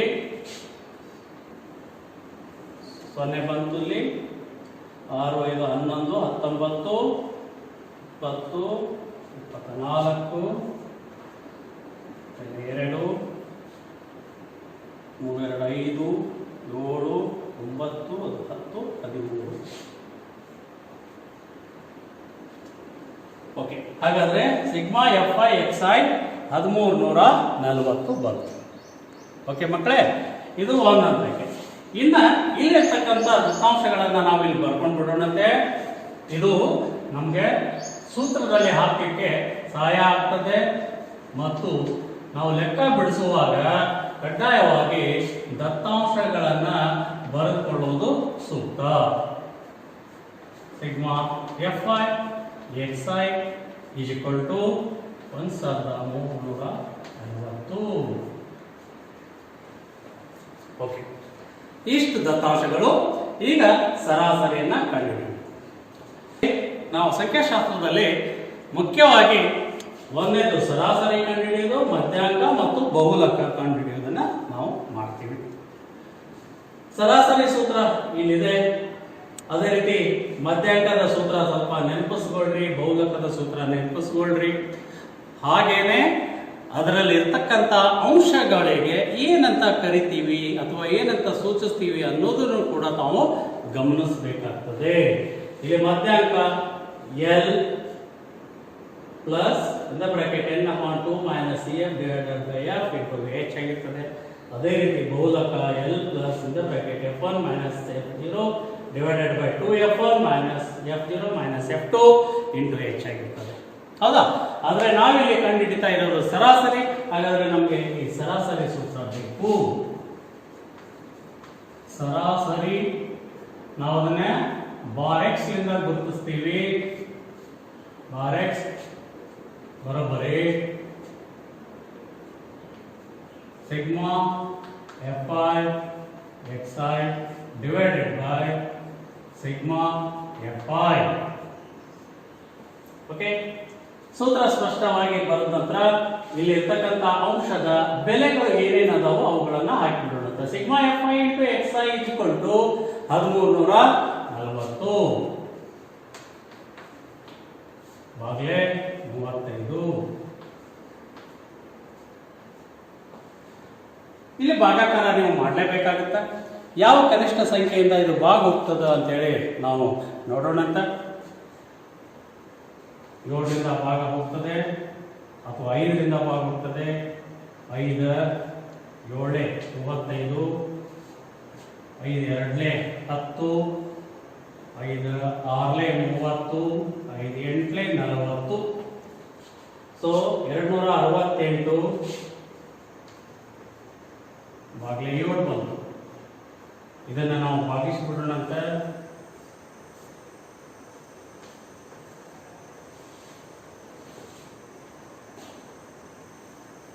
ಏಳು 3 21, 5 ಉಳಿತು 8 ಆಯ್ತು. 7 8 56, 2 ಉಳಿತು ಪಾಯಿಂಟ್ ಕೊಟ್ಟು ಇಲ್ಲಿ 0 ಇಳಿಸುವರಿ. 7 2 14, 6 ಆಯ್ತು ಮತ್ತೆ 0 ಇಳಿಸುವರಿ. 7 8 56. ಆದ್ದರಿಂದ ಇಲ್ಲಿ ಉತ್ತರ 38.2 ಬಂತು. ಇದು ಕೊಟ್ಟಂತ ದತ್ತಾಂಶಗಳ ಸರಾಸರಿ 38.28. ಇಲ್ಲಿ ಮಕ್ಕಳೇ 3 ಅಂಕದ ಪ್ರಶ್ನೆ ಇದಾಗಿರೋದ್ರಿಂದ ನೀಟಾಗಿ ಈ ಕೋಷ್ಟಕವನ್ನ ಪೆನ್ಸಿಲ್ನಿಂದ ರಚಿಸಿ ಎಲ್ಲವುಗಳನ್ನ ಪೆನ್ನಿಲೆ ಸೂತ್ರ ಬರೆದು ಬೆಲೆಗಳನ್ನ ತುಂಬಿ ಉತ್ತರವನ್ನ ದಶಮಾಂಶದಲ್ಲಿ ಕಡ್ಡಾಯವಾಗಿ ಇಡಬೇಕು. ಕನಿಷ್ಠ 2 ದಶಮಾಂಶದವರೆಗೆ ಆದ್ರೂ ನೀವು ಉತ್ತರದಲ್ಲಿ ಇಡಲೇಬೇಕಾಗ್ತದೆ. ಇಷ್ಟನ್ನ ನೀವು ಬರೆದ್ರೆ ಇದಕ್ಕೆ ಕಡ್ಡಾಯವಾಗಿ ನಿಮಗೆ ದೊರಕಿರ್ತಕ್ಕಂಥ ಅಂಕ 3. ಮಕ್ಕಳೇ, ಇದೇ ರೀತಿ ಹಲವಾರು ಲೆಕ್ಕಗಳನ್ನು ಕನಿಷ್ಠ 5 ಅಂಕ ಸರಾಸರಿ ಕಂಡುಹಿಡಿಯುವುದು, 5 ಲೆಕ್ಕಗಳನ್ನು, 5 ಲೆಕ್ಕ ಮಧ್ಯಾಂಕ ಕಂಡುಹಿಡಿಯಲಿಕ್ಕೆ, 5 ಲೆಕ್ಕ ಬಹುಲಕ ಕಂಡುಹಿಡಿಯಲಿಕ್ಕೆ, ಈ ರೀತಿಯಾಗಿ ನೀವು ಪುನರಾವರ್ತನೆ ಮಾಡಿ ಪರ್ಫೆಕ್ಟ್ ಆಗಿ ಮಾಡಲಿಕ್ಕೆ ಕಲಿಬೇಕು. ಆಯ್ತಾ ಮಕ್ಕಳೇ? ವಿದ್ಯಾರ್ಥಿಗಳು, ಇನ್ನೂ ಒಂದು 3 ಅಂಕದ ಪ್ರಶ್ನೆ ಬಹುಪದೋಕ್ತಿಯಲ್ಲಿ ನೋಡೋಣಂತೆ. ಪ್ರಶ್ನೆ ಹೀಗಿದೆ: P of x is equal to x cube minus 2x square plus 4x minus 4. G of x is equal to x minus 2. ಆದಾಗ ಶೇಷ ಮತ್ತು ಭಾಗಲಬ್ಧ ಕಂಡುಹಿಡಿಯಿರಿ. ಈ ರೀತಿ ಕೊಟ್ಟಾಗ ನಾವು ಇದರಿಂದ ಭಾಗಿಸಬೇಕು. ಅಂದ್ರೆ ಪಿ ಆಫ್ ಎಕ್ಸ್ ಅನ್ನ ಜಿ ಆಫ್ ಎಕ್ಸ್ ನಿಂದ ಭಾಗಿಸಬೇಕು. ಭಾಗಾಕಾರ ಮಾಡುವಾಗ ಒಂದು ಯಾವುದು ಸರಳ ಹಂತ ಆದರೆ ನೀವು ಅದನ್ನ ಅಳವಡಿಸ್ಕೊಳ್ಬಹುದು. ಇಲ್ಲಿ ಎಕ್ಸ್ ಕ್ಯೂಬ್ ಅದೇ, ಇಲ್ಲಿ ಎಕ್ಸ್ ಇದೆ, ಮೊದಲನೇ ಪದ ಹೋಗ್ಲಾಡಿಸ್ಬೇಕಾಗಿದೆ ನಿಮಗೀಗ, ಹೌದಾ? ಹಾಗಾದ್ರೆ ಈ ಎಕ್ಸ್ ಗೆ ಯಾವುದನ್ನ ಗುಣಿಸಿದ್ರೆ ಎಕ್ಸ್ ಕ್ಯೂಬ್ ಆಗ್ತದೆ ಅನ್ನೋದನ್ನ ನಾವು ಮೊದಲಿಗೆ ನೋಡ್ಕೋಬೇಕು. ಅಂದ್ರೆ ಈ ಎಕ್ಸ್ ಕ್ಯೂಬ್ಗೆ ಎಕ್ಸ್ ನಿಂದ ಭಾಗಿಸಿ ಬಿಡೋಣ. ಅಂದ್ರೆ ಎಕ್ಸ್ ಸ್ಕ್ವೈರ್ ಆಯ್ತು. ಎಕ್ಸ್ ಸ್ಕ್ವೈರ್ಗೆ ಎಕ್ಸ್ ನಿಂದ ಗುಣಿಸಿದಾಗ ಎಕ್ಸ್ ಕ್ಯೂಬ್ ಬರ್ತದೆ, ಹೌದಲ್ವಾ? ಓಕೆ, ಹಾಗಾದ್ರೆ ಎಕ್ಸ್ ಸ್ಕ್ವೈರ್ ನಿಂದ ಗುಣಿಸಿಬಿಡೋಣ. X into x square is equal to x cube minus 2 into x square is equal to 2x square. ಈಗ ಇದರಲ್ಲಿ ಇದನ್ನ ಕಳಿಬೇಕಂತಂದ್ರೆ ನಾವು ಚಿಹ್ನೆಯನ್ನ ಬದಲಾವಣೆ ಮಾಡಿ ಕೂಡಿಸ್ಬೇಕು ಅಂತ ಹೇಳ್ತೀವಿ. ಕೆಳಗಡೆ ಅದನ್ನ ನಾವು ಏನ್ ಮಾಡಿದೀವಿ, ಇಲ್ಲಿ ಚಿಹ್ನೆಯನ್ನ ಬದಲಾವಣೆ ಮಾಡಿದ್ದೇವೆ. ಸೊ ಇದು ಮೈನಸ್ ಎಕ್ಸ್ ಕ್ಯೂಬ್ ಆಯ್ತು, ಇದು ಪ್ಲಸ್ 2x ಸ್ಕ್ವೇರ್ ಆಯ್ತು. ಇದು plus X cube minus X cube cancel ಆಯ್ತು. ಇದು ಪ್ಲಸ್ 2x ಸ್ಕ್ವೇರ್, ಇದು ಮೈನಸ್ 2x ಸ್ಕ್ವೇರ್ ಇದೆ. ಓಕೆ, ಇದನ್ನು ಕ್ಯಾನ್ಸಲ್ ಆಯ್ತು. ಉಳಿದು ಪ್ಲಸ್ 4x ಮೈನಸ್ 4. ಓಕೆ, ಈಗ 4x ಇಲ್ಲಿ ಹೋಗ್ಲಾಡಿಸಬೇಕಾಗಿದೆ ನಮಗೆ. ಹಾಗಾದ್ರೆ ಈ x ಗೆ ಯಾವುದರಿಂದ ನಾವು ಗುಣಿಸಿದ್ರೆ 4x ಆಗ್ತದೆ. ಮತ್ತೆ ನಾವು ಈ ಒಂದು ಸರಳ ತಂತ್ರವನ್ನ ನೋಡೋಣಂತೆ. ಈ 4x ಗೆ ಈ x ನಿಂದ ಭಾಗಿಸ್ಬಿಡೋಣ. ಉಳಿತೇನೋ 4. ಯಾವ 4 ಇಲ್ಲಿ ಪ್ಲಸ್ ಇದೆ, ಸೊ ಪ್ಲಸ್ 4 ರಿಂದ ಈ ಪದಕ್ಕೆ ನಾವು ಗುಣಿಸಬೇಕು. 4 ಗುಂಡ್ಲೆ x ಅಂದ್ರೆ 4x, ಇಲ್ಲಿ ಪ್ಲಸ್ ಇದೆ, ಪ್ಲಸ್ ಇಟ್ರಿ, ಮೈನಸ್ ಇಂಟು ಪ್ಲಸ್ ಮೈನಸ್, 4 ಎರಡಲೆ 8. ಓಕೆ, ಈಗ ಕಳಿಬೇಕು. ಮತ್ತೆ ಚಿಹ್ನೆಯನ್ನ ಬದಲಾಯಿಸಿ ಕೂಡಿಸೋಣ. 4x ರಲ್ಲಿ 4x ಕಳೆದ್ರೆ 0 ಬಂತು. ಪ್ಲಸ್ 8 ರಲ್ಲಿ ಮೈನಸ್ 4 ಕೂಡಿಸೋದು ಅಂತಂದ್ರೆ 8 ರಲ್ಲಿ 4 ಅನ್ನ ಕಳೆದ್ರಿ 4 ಬಂತು. ದೊಡ್ಡ ಸಂಖ್ಯೆ ಚಿಹ್ನೆ ಪ್ಲಸ್ ಇರೋದ್ರಿಂದ ಪ್ಲಸ್ ಇಟ್ರಿ. ಓಕೆ ಮಕ್ಕಳೇ, ಹಾಗಾದ್ರೆ ಇಲ್ಲಿ ಭಾಗಲಬ್ಧ ಯಾವುದು, ಶೇಷ ಯಾವುದು? Very good. ಇದು ಶೇಷ, ಇದು ಭಾಗಲಬ್ಧ. ಅವುಗಳನ್ನು ನಾವು ಸರಿಯಾಗಿ ಬರಿಬೇಕು. ಭಾಗಲಬ್ಧ ಬರೋಬ್ಬರಿ ಎಕ್ಸ್ ಸ್ಕ್ವೇರ್ ಪ್ಲಸ್ 4, ಅದೇ ರೀತಿ ಶೇಷ ಬರೋಬ್ಬರಿ 4. ಇಷ್ಟು ಬರೋದ್ರಿ ಅಂತಂದ್ರೆ ನಿಮ್ಮ ಉತ್ತರ ಮುಗೀತು. ಇದೇ ರೀತಿ ಇದರಲ್ಲಿ ಬರ್ತಕ್ಕಂಥ ಇನ್ನೂ ಹಲವಾರು ಪ್ರಶ್ನೆಗಳನ್ನ, ಕನಿಷ್ಠ ಒಂದು 10 ಲೆಕ್ಕಗಳನ್ನ ನೀವು ಮಾಡಿ ರೂಢಿಸಿಕೊಳ್ಳ್ರಿ. ಓಕೆ ವಿದ್ಯಾರ್ಥಿಗಳೇ, ಈಗ 2 ಅಂಕದ ಪ್ರಶ್ನೆ ಯಾವ್ಯಾವ ಅಧ್ಯಾಯದಲ್ಲಿ ಬರ್ತದೆ ಅನ್ನೋದನ್ನ ಇಲ್ಲಿ ಸ್ಕ್ರೀನ್ ಮೇಲೆ ನೋಡೋಣಂತ. 2 ಅಂಕದ ಪ್ರಶ್ನೆಗಳು.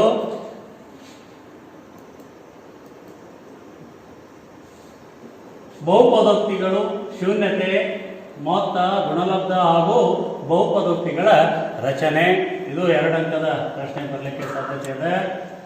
ವೃತ್ತಗಳಿಗೆ ಸ್ಪರ್ಶಕ ರಚನೆ, ಬಾಹ್ಯ ಬಿಂದುವಿನಿಂದ ಸ್ಪರ್ಶಕ ರಚನೆ, ಕೋನಗಳ ನಡುವಿನ ಕೋನ, ತ್ರಿಜ್ಯಗಳ ನಡುವಿನ ಕೋನ ಕೊಟ್ಟಾಗ ಅವುಗಳ ಅಂತ್ಯ ಬಿಂದುವಿನಲ್ಲಿ ಸ್ಪರ್ಶಕದ ರಚನೆ.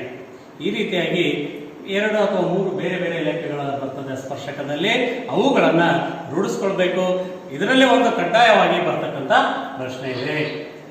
ಅದರಂತೆ ವರ್ಗ ಸಮೀಕರಣದಲ್ಲಿ ಸೂತ್ರ ಉಪಯೋಗಿಸಿ ಅಥವಾ ಅಪವರ್ತನ ಕ್ರಮ ಅಥವಾ ವರ್ಗ ಪೂರ್ಣಗೊಳಿಸುವುದರಿಂದ ಅಪವರ್ತಿಸಿ ಅಲ್ಲಿ ಮೂಲಗಳನ್ನ ಕಂಡುಹಿಡಿಬೇಕು ಅಂತೇಳಿ ಸೂತ್ರದ ಸಹಾಯದಿಂದ ಹೆಚ್ಚು ಕೇಳ್ತಿರ್ತಾರೆ. ಅದನ್ನು ಕೂಡ ಸರಿಯಾಗಿ ರೂಢಿಸಿಕೊಳ್ಳ್ರಿ. ಸೂತ್ರ ನೆನಪಿಟ್ಕೋರಿ.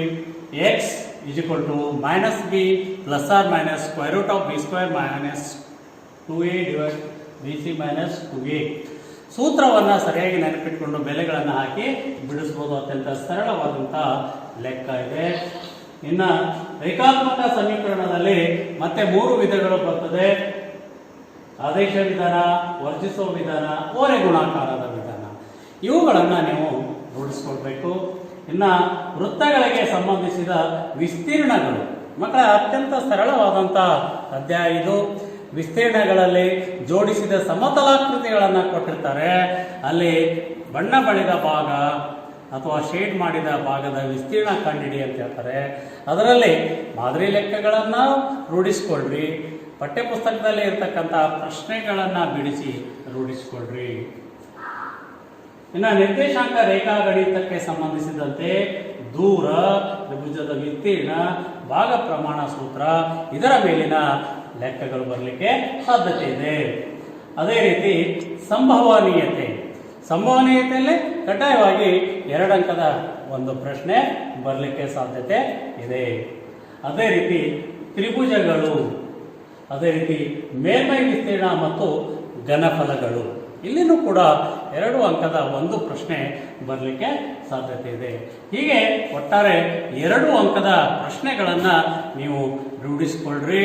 ಅಂದಾಗ ನಿಮಗೆ ಸಕ್ಸಸ್ ಸಿಗಲಿಕ್ಕೆ ಸಾಧ್ಯತೆ ಇದೆ. ಹಾಗಾದರೆ ಸಕ್ಸಸ್ ಅಂದರೆ ಏನು ಇಲ್ಲಿ ನೋಡೋಣಂತ. See your goal, understand the obstacles, create a positive mental peace, clear your mind of self-doubt, embrace the challenge, stay on track, show the world you can do it. ಇದನ್ನ ನಮ್ಮ ಅಬ್ದುಲ್ ಕಲಾಂ ಅವರು ಬಹಳ ಚೆನ್ನಾಗಿ ಹೇಳ್ತಿರ್ತಾರೆ. I am the best, I can do it, god is always with me, I am a winner, today is my day. ಇದನ್ನು ಸ್ವಾಮಿ ವಿವೇಕಾನಂದರು ಕೂಡ ಹೇಳ್ತಿದ್ರು ಬಹಳ ಚೆನ್ನಾಗಿ. ನನ್ನಿಂದ ಸಾಧ್ಯ ಆಗ್ತದೆ, ನಾನು ಮಾಡೇ ತೀರ್ತೀನಿ ಅನ್ನುವ ಛಲ ನಮ್ಮಲ್ಲಿ ಇದ್ದಾಗ ಏನಾದರೂ ಸಾಧಿಸಲಿಕ್ಕೆ ಸಾಧ್ಯ ಅದ ಮಕ್ಕಳೇ. ಈಗ ಮನೆಯಲ್ಲಿ ಕುಳಿತುಕೊಂಡು ಯಾವ ರೀತಿ ಅಭ್ಯಾಸ ಮಾಡಬೇಕು ಪರೀಕ್ಷೆಗಾಗಿ ಅನ್ನುವ ಹಲವು ಅಂಶಗಳನ್ನು ನಾನಿಲ್ಲಿ ಹೇಳ್ತೇನೆ. ಮನೆಯಲ್ಲಿ ಓದುವಾಗ ಯಾವ ವಿಷಯ, ಯಾವ ಘಟಕ ಹಾಗೂ ಎಷ್ಟು ಗಂಟೆ ಓದಬೇಕು ಅನ್ನೋದನ್ನು ನಾವು ಮೊದಲಿಗೆ ನಿರ್ಧರಿಸ್ಕೊಳ್ಬೇಕು. ಪರೀಕ್ಷೆ ಹತ್ತಿರ ಬರ್ತಾ ಇದೆ, ಆದ್ದರಿಂದ ಸಾರಾಂಶ ಅಷ್ಟೇ ಓದಬೇಕು. ಇನ್ನು ವಿಶೇಷವಾಗಿ ಸಾರ್ವಜನಿಕ ಶಿಕ್ಷಣ ಇಲಾಖೆಯವರು ಚಂದನ ಚಾನೆಲ್ನಲ್ಲಿ ಟಿವಿಯಲ್ಲಿ ಬರ್ತಿರ್ತಕ್ಕಂಥ ಪಾಠಗಳನ್ನು ನೀವು ತಪ್ಪದೆ ವೀಕ್ಷಣೆ ಮಾಡ್ರಿ, ಅಂದರೆ ಮತ್ತೆ ಪುನರಾವರ್ತನೆ ಆಗ್ತಿದೆ. ಟಿವಿ ಟೇಪ್ ರೆಕಾರ್ಡ್ಗಳನ್ನು ಬಂದ್ ಮಾಡಿ ನಿಶಬ್ದವಾದ ಸ್ಥಳದಲ್ಲಿ ಕುಳಿತುಕೊಂಡು ಓದಬೇಕು. ಪರೀಕ್ಷೆ ಹತ್ತಿರ ಬರ್ತಾ ಇದೆ, ಅವುಗಳ ಆದ್ದರಿಂದ ಇದು ಗಮನಿಸಬೇಕು. ಮೊಬೈಲ್ನಲ್ಲೇ ವಿಷಯಕ್ಕೆ ಸಂಬಂಧಿಸಿದಂತೆ ಪಾಠಗಳನ್ನು ವೀಕ್ಷಣೆ ಮಾಡಲು ಮಾತ್ರ ಮೊಬೈಲನ್ನು ಬಳಸ್ರಿ. ಉಳಿದಂತೆ ಯಾವುದಕ್ಕೂ ಮೊಬೈಲನ್ನು ಬಳಸಬೇಡ್ರಿ. ಆ ಮೊಬೈಲಿಂದ ದೂರ ಉಳಿರಿ. ಮನೆಯಲ್ಲೇ ಕುಳಿತುಕೊಂಡು 80 ಅಂಕಕ್ಕೆ ಸೀಮಿತಗೊಂಡಂತಹ ಪ್ರಶ್ನೆ ಪತ್ರಿಕೆಯನ್ನ 3 ಗಂಟೆಯಲ್ಲಿ ಬಿಡಿಸಿ ರೂಢಿಸಿಕೊಳ್ಳಿ. ಪ್ರಥಮ ಭಾಷೆಗೆ 100 ಅಂಕದ ಪ್ರಶ್ನೆ ಪತ್ರಿಕೆಯನ್ನ ಬಿಡಿಸಿ ರೂಢಿಸಿಕೊಳ್ಳ್ರಿ. ರಾತ್ರಿ ಮಲಗುವಾಗ ಬೆಳಗ್ಗೆಯಿಂದ ರಾತ್ರಿವರೆಗೂ ನೀವು ಓದಿದ್ದನ್ನ ಸರಿಯಾಗಿ ಮೆಲಕ್ ಹಾಕ್ರಿ, ಅಂದ್ರೆ ಮನನ ಮಾಡ್ಕೊಳ್ರಿ. ಅದನ್ನ ಜ್ಞಾಪಕದಲ್ಲಿ ಇಟ್ಕೊಳ್ತಾ ಮಲಗ್ರಿ. ನಿಮ್ಮದೇ ಆದಂತಹ ಒಂದು ಮನೆ ವೇಳಾಪಟ್ಟಿಯನ್ನ ರಚಿಸಿಕೊಂಡು ಎಲ್ಲ ವಿಷಯಕ್ಕೆ ಅಷ್ಟೇ ಪ್ರಾಮುಖ್ಯತೆ ಕೊಟ್ಟು ಅಧ್ಯಯನ ಮಾಡಿ. ಅಭ್ಯಾಸವನ್ನ ಹೇಗೆ ಮಾಡ್ಬೇಕಂದ್ರೆ ತಪಸ್ಸಿನ ಮಾದರಿಯಲ್ಲಿ ಮಾಡಬೇಕು. ತಪಸ್ಸು ಸಿದ್ಧಿಸೋದು ಯಾವಾಗಪ್ಪ ಅಂತಂದ್ರೆ ಶಾಂತ ಮನಸ್ಥಿತಿಯಲ್ಲಿದ್ದಾಗ ಮಾತ್ರ ಸಿದ್ಧಿಸಲಿಕ್ಕೆ ಸಾಧ್ಯತೆ ಇಲ್ಲ. ಆದ್ದರಿಂದ ಅಭ್ಯಾಸವನ್ನು ಕೂಡ ನೀವು ಶಾಂತ ಮನಸ್ಸಿನಿಂದ ಮಾಡಬೇಕು. ಇನ್ನು ಈ 4R ಅಂತಂದ್ರೆ registering, reading, writing and recalling. ಅಂದ್ರೆ ಏನನ್ನ ನಾವು ಓದಬೇಕು ಅನ್ನೋದು ಮೊದಲಿಗೆ ರಿಜಿಸ್ಟರ್ ಮಾಡಬೇಕು, ಅಂದ್ರೆ ಗುರುತಿಸ್ಕೊಳ್ಬೇಕು, ಬರೆದಿಡ್ಬೇಕು. ನಂತರ ಅದನ್ನ ಓದಬೇಕು, ಓದಿದ್ದನ್ನ ಬರಿಬೇಕು, ಬರೆದಿದ್ದನ್ನ ಮನನ ಮಾಡ್ಕೋಬೇಕು, ಮತ್ತೆ ಓದಬೇಕು. ಇದನ್ನ ನೀವು ಮುಂದುವರಿಸ್ತಾ ಹೋಗ್ರಿ. ಇನ್ನು ಪರೀಕ್ಷೆಗೆ ಸಂಬಂಧಿಸಿದಂತೆ ಬಹು ಆಯ್ಕೆ ಪ್ರಶ್ನೆಗಳಲ್ಲಿ ಬಹಳಷ್ಟು ತಿದ್ದುಪಡಿ ಆಗ್ಲಾರ್ದಂತೆ ನೋಡ್ಕೊಳ್ರಿ. ತಿದ್ದುಪಡಿ ಯಾಕಂದ್ರೆ ಅಂಕ ಲಭಿಸೋದಿಲ್ಲ. ಆಕೃತಿಗಳನ್ನ ಯಾವಾಗಲೂ ಅಂದವಾಗಿ ಪೆನ್ಸಿಲ್ ಇಂದಾನೇ ರಚಿಸಬೇಕು. ಕೋಷ್ಟಕಗಳನ್ನು ಕೂಡ ಪೆನ್ಸಿಲ್ ಇಂದ ರಚಿಸ್ರಿ. ಪ್ರಶ್ನೆಗಳನ್ನ ಮೊದಲಿಗೆ ಸರಿಯಾಗಿ ಓದ್ರಿ, ಅರ್ಥ ಮಾಡ್ಕೊಳ್ರಿ. ಏನನ್ನ ಅಲ್ಲಿ ಕಂಡುಹಿಡಿಬೇಕನ್ನೋದನ್ನ ತಿಳ್ಕೊಂಡು ನಂತರ ಉತ್ತರ ಬರಲಿಕ್ಕೆ ಪ್ರಾರಂಭಿಸಿ. ಒಂದೇ ಪ್ರಶ್ನೆಗೆ ಬಹಳಷ್ಟು ಸಮಯ ಹಾಳು ಮಾಡದೆ ಅದು ಒಂದು ವೇಳೆ ಬರದೇ ಇದ್ದ ಪಕ್ಷದಲ್ಲಿ ಮುಂದಿನ ಪ್ರಶ್ನೆಯನ್ನು ತೆಗೆದುಕೊಂಡು ನಂತರ ಜ್ಞಾಪಕ ಮಾಡಿಕೊಂಡು ಮೊದಲಿನ ಪ್ರಶ್ನೆಯನ್ನು ಬರಲಿಕ್ಕೆ ಸಾಧ್ಯತೆ ಇದೆ. ಆದ್ದರಿಂದ ಒಂದೇ ಪ್ರಶ್ನೆಗೆ ಬಹಳಷ್ಟು ಸಮಯ ಹಾಳು ಮಾಡಬೇಡಿ. ಸೊ ಗಣಿತ ಅನ್ನೋದು ಬಹಳಷ್ಟು ವಿಶಿಷ್ಟವಾದಂಥ ಇದು ವಿಷಯ ಇದೆ. ಆದ್ದರಿಂದ ಗಣಿತ ಚೆನ್ನಾಗಿ ಕಲಿಯಿರಿ. ನೋಡ್ರಿ, ಇಲ್ಲಿ ಒಂದು ವಿಶೇಷ ಅದು ಏನಂದ್ರೆ, ತಲೆ ತಗ್ಗಿಸಿ ನನ್ನನ್ನು ನೋಡು, ನಾನು ನಿನ್ನನ್ನು ಸದಾ ತಲೆ ಎತ್ತುವಂತೆ ಮಾಡುತ್ತೇನೆ ಅನ್ನೋದು ಇದು ಪುಸ್ತಕ ಹೇಳ್ತದೆ. ಆದರೆ ತಲೆ ತಗ್ಗಿಸಿ ಒಮ್ಮೆ ನನ್ನನ್ನು ನೋಡು, ಮತ್ತೆ ಯಾವತ್ತೂ ನಿನ್ನನ್ನು ತಲೆ ಎತ್ತದಂತೆ ಮಾಡುತ್ತೇನೆ ಎನ್ನುವುದು ಮೊಬೈಲ್ ಹೇಳ್ತದೆ. ಆದ್ದರಿಂದ ಮಕ್ಕಳೇ, ಯಾವಾಗಲೂ ಪುಸ್ತಕವನ್ನು ಓದೋದು ಕಲೀರಿ. ಪಠ್ಯವನ್ನಷ್ಟೇ ಅಲ್ಲ, ಪಠ್ಯವನ್ನು ಹೊರತುಪಡಿಸಿ ಹಲವಾರು ಪುಸ್ತಕಗಳು ಇರ್ತದೆ. ಪುಸ್ತಕಗಳನ್ನು ಓದೋದು ಕಲಿತ್ರಿ ಅಂತಂದರೆ ಜ್ಞಾನ ಕೂಡ ವೃದ್ಧಿ ಆಗ್ತದೆ. ದೇಶವನ್ನಾದರೂ ಸುತ್ತು ಕೋಶವನ್ನಾದರೂ ಓದು ಅಂತ ಹೇಳ್ತಾರಲ್ಲ, ಹಾಗೆ ಕೋಶವನ್ನು ಓದೋದ್ರಿಂದ ಜ್ಞಾನ ವೃದ್ಧಿ ಆಗಲಿಕ್ಕೆ ಸಾಧ್ಯತೆ ಇದೆ. ಇನ್ನು ನೀವು ಬರೆಯುವಾಗ ಉತ್ತರ ಸ್ಪಷ್ಟವಾಗಿರಲಿ, ನಿರ್ದಿಷ್ಟವಾಗಿರಲಿ. ಗಣಿತದಲ್ಲಿ ವಿಶೇಷವಾಗಿ ಹಂತಗಳನ್ನು ಸ್ಪಷ್ಟವಾಗಿ ಬರೀಬೇಕು. ಎಲ್ಲ ಹಂತಗಳು ಅದರಲ್ಲಿ ಬಂದಿರಬೇಕು. ಸೂತ್ರದ ಸಹಾಯದಿಂದ ಲೆಕ್ಕಗಳನ್ನು ಬಿಡಿಸುವಾಗ ಕಡ್ಡಾಯವಾಗಿ ಸೂತ್ರ ಬರೀಬೇಕು. ಸೂತ್ರ ಬರೋದರೆ ಮಾತ್ರ ಅಲ್ಲಿ ಅಂಕ ದೊರೆಯುತ್ತದೆ. ಕೇವಲ ಲೆಕ್ಕ ಬಿಡಿಸಿದ್ರೆ ಅಲ್ಲಿ ಅಂಕ ದೊರೆಯೋದಿಲ್ಲ. ಅದನ್ನು ಗಮನದಲ್ಲಿ ಇಟ್ಕೋಬೇಕು. ಗಣಿತದಲ್ಲಿ ಬರ್ತಕ್ಕಂಥ ಸೂತ್ರಗಳನ್ನು ಎಲ್ಲ ಮನನ ಮಾಡ್ಕೋಬೇಕು. ಯಾಕೆ ಹೆಚ್ಚು ಅಂಕಗಳು ನಿಮಗೆ ಸೂತ್ರದ ಸಹಾಯದಿಂದ ಸಿಗಲಿಕ್ಕೆ ಸಾಧ್ಯ ಇದೆ. ಆದ್ದರಿಂದ ಸೂತ್ರಗಳನ್ನು ಬೆಳಗಿನ ಜಾವದಲ್ಲಿ ಮನನ ಮಾಡಲಿಕ್ಕೆ ಕಲಿಯಿರಿ. ಯಾವತ್ತೂ ಪ್ರಶ್ನೆಗೆ ಉತ್ತರಗಳನ್ನು ಪೆನ್ಸಿಲಿಂದ ಬರೀತಕ್ಕದ್ದಲ್ಲ. ಇದನ್ನ ನೆನಪಿನಲ್ಲಿ ಇಟ್ಕೋರಿ. ಉತ್ತರಗಳನ್ನು ಪೆನ್ನಿನಿಂದ ಮಾತ್ರ ಬರೀಬೇಕು, ಪೆನ್ಸಿಲಿಂದ ಬರೀಬಾರ್ದು. ಪರೀಕ್ಷಾ ಅವಧಿಯ ಕೊನೆಯಲ್ಲಿ ಉಳಿದ ಪ್ರಶ್ನೆಗಳಿಗೆ ಎಷ್ಟು ಸಾಧ್ಯ ಆಗ್ತದೆ ತಿಳಿದಷ್ಟು ಬರೀರಿ. ಯಾವುದೇ ಪ್ರಶ್ನೆಯನ್ನ ಬಿಟ್ಟು ಬರಬೇಡ್ರಿ. ಕನಿಷ್ಠ ಪಕ್ಷ ಆ ಪ್ರಶ್ನೆ ಸಂಖ್ಯೆ ಹಾಕಿ ಅದೇನು ಪ್ರಶ್ನೆ ಕೊಟ್ಟಿರ್ತಾರೆ ಅದನ್ನು ಬರೆದು ಎಷ್ಟು ಸಾಧ್ಯ ಆಗ್ತದೆ ಬಿಡಿಸ್ಲಿಕ್ಕೆ ಪ್ರಯತ್ನ ಮಾಡಿರಿ. ಯಾಕಂದರೆ ಪ್ರತಿ ಹಂತಕ್ಕೂ ಅಂಕಗಳಿರೋದ್ರಿಂದ ಕನಿಷ್ಠ ಅರ್ಧ ಅಥವಾ 1 ಅಂಕಗಳನ್ನಾದರೂ ಅಲ್ಲಿ ಕೊಡಲಿಕ್ಕೆ ಸಾಧ್ಯತೆ ಇರ್ತದೆ. ಆದ್ದರಿಂದ ಬರೀಲಿಕ್ಕೆ ಪ್ರಯತ್ನ ಮಾಡಿ. Confidence and hard work is the best medicine to kill the disease called failure. So it will make you a successful person ಅಂತ ಹೇಳಿ APJ ಅಬ್ದುಲ್ ಕಲಾಂ ಅವರು ಬಹಳ ಚೆನ್ನಾಗಿ ಹೇಳಿದ್ದಾರೆ. ಅದೇ ರೀತಿ ನಾಳೆಯ ನಿಮ್ಮ ಜೀವನ ಇಂದು ನೀವು ಮಾಡುವ ಆಯ್ಕೆ ಮತ್ತು ನಿಮ್ಮ ಮನೋಭಾವಗಳ ಫಲಿತಾಂಶವಾಗಿರುತ್ತದೆ ಅಂತೇಳಿ ನಮ್ಮ ಶ್ರೀ ಸಿದ್ದೇಶ್ವರ ಸ್ವಾಮೀಜಿಗಳು ಹೇಳಿದ್ದಾರೆ. ಹಾಗೆಯೇ ನಾವು ನಮ್ಮಲ್ಲೇ ಕಾನ್ಫಿಡೆನ್ಸ್ ಇಟ್ಟುಕೊಂಡು ಪ್ರಯತ್ನ ಮಾಡಿದರೆ ಪ್ರತಿಫಲ ನಮಗೆ ಕಡ್ಡಾಯವಾಗಿ ಸಿಕ್ಕೇ ಸಿಗುತ್ತೆ. असफलता एक चुनौती है, इसे स्वीकार करो. क्या कमी रह गई देखो और सुधार करो. जब तक न सफल हो नींद चैन को त्यागो तुम. संघर्ष का मैदान छोड़कर मत भागो तुम.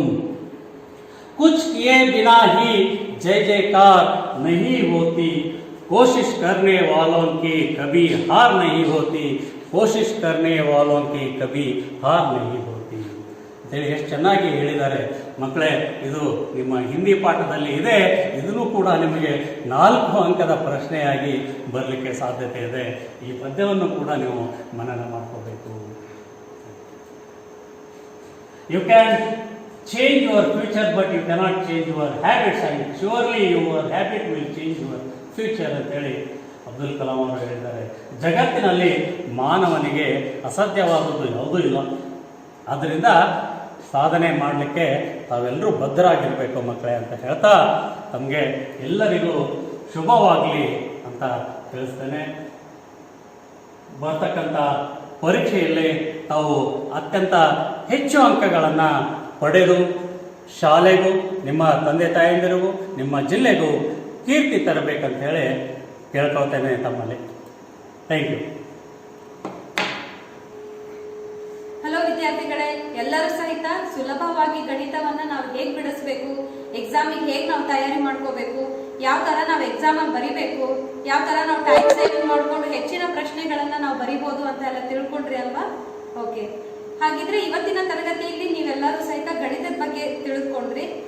ಗಣಿತದ ಬಗ್ಗೆ ನಮಗೆ ತುಂಬಾ ಚೆನ್ನಾಗಿ ಸವಿಸಾರವಾಗಿ ಹೇಳ್ಕೊಟ್ಟಂತಹ ಸಂಗಮೇಶ್ ಬುರ್ಲಿ ಶಿಕ್ಷಕರು, ಬಂಜಾರ ಪ್ರೌಢಶಾಲೆ, ಇವರಿಗೆ ನಾವು ಸಾರ್ವಜನಿಕ ಶಿಕ್ಷಣ ಇಲಾಖೆ, ಕರ್ನಾಟಕ ಸರ್ಕಾರ, ಅಗಸ್ತ್ಯ ವಿಜ್ಞಾನ ಚಟುವಟಿಕಾ ಕೇಂದ್ರದಿಂದ ಧನ್ಯವಾದಗಳನ್ನ ಅರ್ಪಿಸ್ತೀವಿ. ಧನ್ಯವಾದಗಳು sir. Thank you madam. Thank you sir. ಧನ್ಯವಾದ. ಹಾಗಿದ್ರೆ ಮಕ್ಕಳೇ, ಮುಂದಿನ ತರಗತಿಯಲ್ಲಿ ನಾವೆಲ್ಲರೂ ಮತ್ತೆ ಭೇಟಿ ಆಗೋಣ. ಎಲ್ಲರೂ ಕಾಯ್ತಾ ಇರ್ತೀರಲ್ವಾ? ಧನ್ಯವಾದ. ಎಸ್ಎಸ್ಎಲ್ಸಿ ವಿದ್ಯಾರ್ಥಿಗಳಿಗೆ ಸಿಹಿ ಸುದ್ದಿ. ನಿಮ್ಮ ಎಸ್ಎಸ್ಎಲ್ಸಿ ಪರೀಕ್ಷೆಯ ಸೈನ್ಸ್ ಮತ್ತು ಮ್ಯಾಥ್ಸ್ ಗಳಲ್ಲಿ ಉತ್ತಮ ಅಂಕ ಗಳಿಸಲು ನಗರದ ಪ್ರತಿಷ್ಠಿತ ಕರ್ನಾಟಕ ಸರ್ಕಾರ ಸಾರ್ವಜನಿಕ ಶಿಕ್ಷಣ ಇಲಾಖೆ ಅಗಸ್ತ್ಯ ಕೋರ್ ವಿಜ್ಞಾನ ಚಟುವಟಿಕೆ ಕೇಂದ್ರದ ವತಿಯಿಂದ ವಿದ್ಯಾರ್ಥಿಗಳಿಗೆ ರಿವಿಷನ್ ಕ್ಲಾಸ್ಗಳನ್ನು ಪ್ರಾರಂಭಿಸಿದ್ದು, ವಾರದ 3 ದಿನಗಳ ಕಾಲ ಶನಿವಾರ, ರವಿವಾರ, ಸೋಮವಾರ ಸಾಯಂಕಾಲ 5 ಗಂಟೆಗೆ ನಿಮ್ಮ ಎಫ್ಎಂ ಚಾನೆಲ್ ಅಲ್ಲಿ ಪ್ರಸಾರವಾಗಲಿದ್ದು, ವಿದ್ಯಾರ್ಥಿಗಳು ಇದರ ಸದುಪಯೋಗವನ್ನ ಪಡೆದುಕೊಳ್ಳಿ. ಎಫ್ಎಂ ಚಾನೆಲ್ ಲಭ್ಯವಿರುವ setup box number 137 Pathan cable network, 296 Hathway digital cable network ಮತ್ತು ACN 901 ಡಿಜಿಟಲ್ ಕೇಬಲ್ ನೆಟ್ವರ್ಕ್. ಇದಲ್ಲದೆ ಸೋಷಿಯಲ್ ನೆಟ್ವರ್ಕ್ ಫೇಸ್ಬುಕ್ ಸೇರಿದಂತೆ ಯೂಟ್ಯೂಬ್ ಚಾನೆಲ್ ಎಫ್ಎಂ ನ್ಯೂಸ್ ಕನ್ನಡದಲ್ಲಿ ಕೂಡ ಲಭ್ಯವಿದ್ದು, ವಿದ್ಯಾರ್ಥಿಗಳು ತಪ್ಪದೆ ವೀಕ್ಷಿಸಿ. ನಮಸ್ಕಾರ ವಿದ್ಯಾರ್ಥಿಗಳೇ ಹಾಗೂ ವೀಕ್ಷಕರೇ. ಕರ್ನಾಟಕ ಸರ್ಕಾರ ಸಾರ್ವಜನಿಕ ಶಿಕ್ಷಣ ಇಲಾಖೆ ಸಮಗ್ರ ಶಿಕ್ಷಣ ಕರ್ನಾಟಕ ಅಭಿಯಾನದ ವತಿಯಿಂದ ನಡೀತಾ ಇರುವಂತಹ ಅಗಸ್ತ್ಯ ಕೋರ್ ವಿಜ್ಞಾನ ಚಟುವಟಿಕಾ ಕೇಂದ್ರಗಳ ಮುಖಾಂತರ 10ನೇ ತರಗತಿಯ ವಿದ್ಯಾರ್ಥಿಗಳಿಗೆ ವಿಜ್ಞಾನ ಮತ್ತು ಗಣಿತದಲ್ಲಿ ನಾವು ಪುನರ್ಮನನ ತರಬೇತಿ ಕಾರ್ಯಕ್ರಮಗಳನ್ನ ಪ್ರಾರಂಭಿಸ್ತಾ ಇದ್ದೇವೆ. ಹಾಗಾಗಿ ಈ ಪುನರ್ಮನನ ತರಬೇತಿ ಕಾರ್ಯಕ್ರಮಗಳನ್ನ ತಪ್ಪದೇ ವೀಕ್ಷಿಸಿ ನಿಮ್ಮ ಎಫ್ಎಂ ನ್ಯೂಸ್ ಚಾನೆಲ್ ಅಲ್ಲಿ ಮಾತ್ರ. FM news channel setup box number 137 ಅಲ್ಲಿ ಬರುತ್ತೆ. ಅದೇ ರೀತಿಯಾಗಿ ಡಿಜಿಟಲ್ ಕೇಬಲ್ ನಲ್ಲಿ 296 ಅಲ್ಲಿ ಬರುತ್ತೆ. ಹಾಗೂ ACN ಡಿಜಿಟಲ್ ಚಾನೆಲ್ ನಲ್ಲಿ 901 ಚಾನೆಲ್ ನಂಬರ್ 901. ಯಾರೋ ಸಹಿತ ವಿದ್ಯಾರ್ಥಿಗಳು ಮಿಸ್ ಮಾಡ್ಕೋಬೇಡಿ. ನಾವು ಸೈನ್ಸ್ ಮತ್ತೆ ಮ್ಯಾಥ್ಸ್ ಅನ್ನ ಎಕ್ಸ್ಪೆರಿಮೆಂಟ್ಸ್ ಥ್ರೂ, ಮಾಡೆಲ್ಸ್ ಥ್ರೂ ನಿಮಗೆ ಪ್ರೆಸೆಂಟ್ ಮಾಡ್ತೀವಿ. ಎಲ್ಲರೂ ಸಹಿತ ದಯವಿಟ್ಟು ಪ್ರತಿ ಶನಿವಾರ, ಭಾನುವಾರ, ಸೋಮವಾರ ಸಾಯಂಕಾಲ 5 ಗಂಟೆಗೆ ಎಫ್ಎಂ ಚಾನೆಲ್ ಅನ್ನ ನೋಡೋದನ್ನ ಮರಿಬೇಡಿ. ಎಲ್ಲರೂ ನೋಡ್ತೀರಾ ಅಲ್ವಾ? ಧನ್ಯವಾದ. ನಿರಂತರವಾದ ಸುದ್ದಿಗೆ ಸಬ್ಸ್ಕ್ರೈಬ್ ಮಾಡಿ ಎಫ್ಎಂ ನ್ಯೂಸ್ ಕನ್ನಡ ಹಾಗೂ ಬೆಲ್ ಐಕಾನ್ ಅನ್ನು ಒತ್ತಿ ನೋಟಿಫಿಕೇಶನ್ ಖಚಿತಪಡಿಸಿಕೊಳ್ಳಿ. ಧನ್ಯವಾದಗಳು.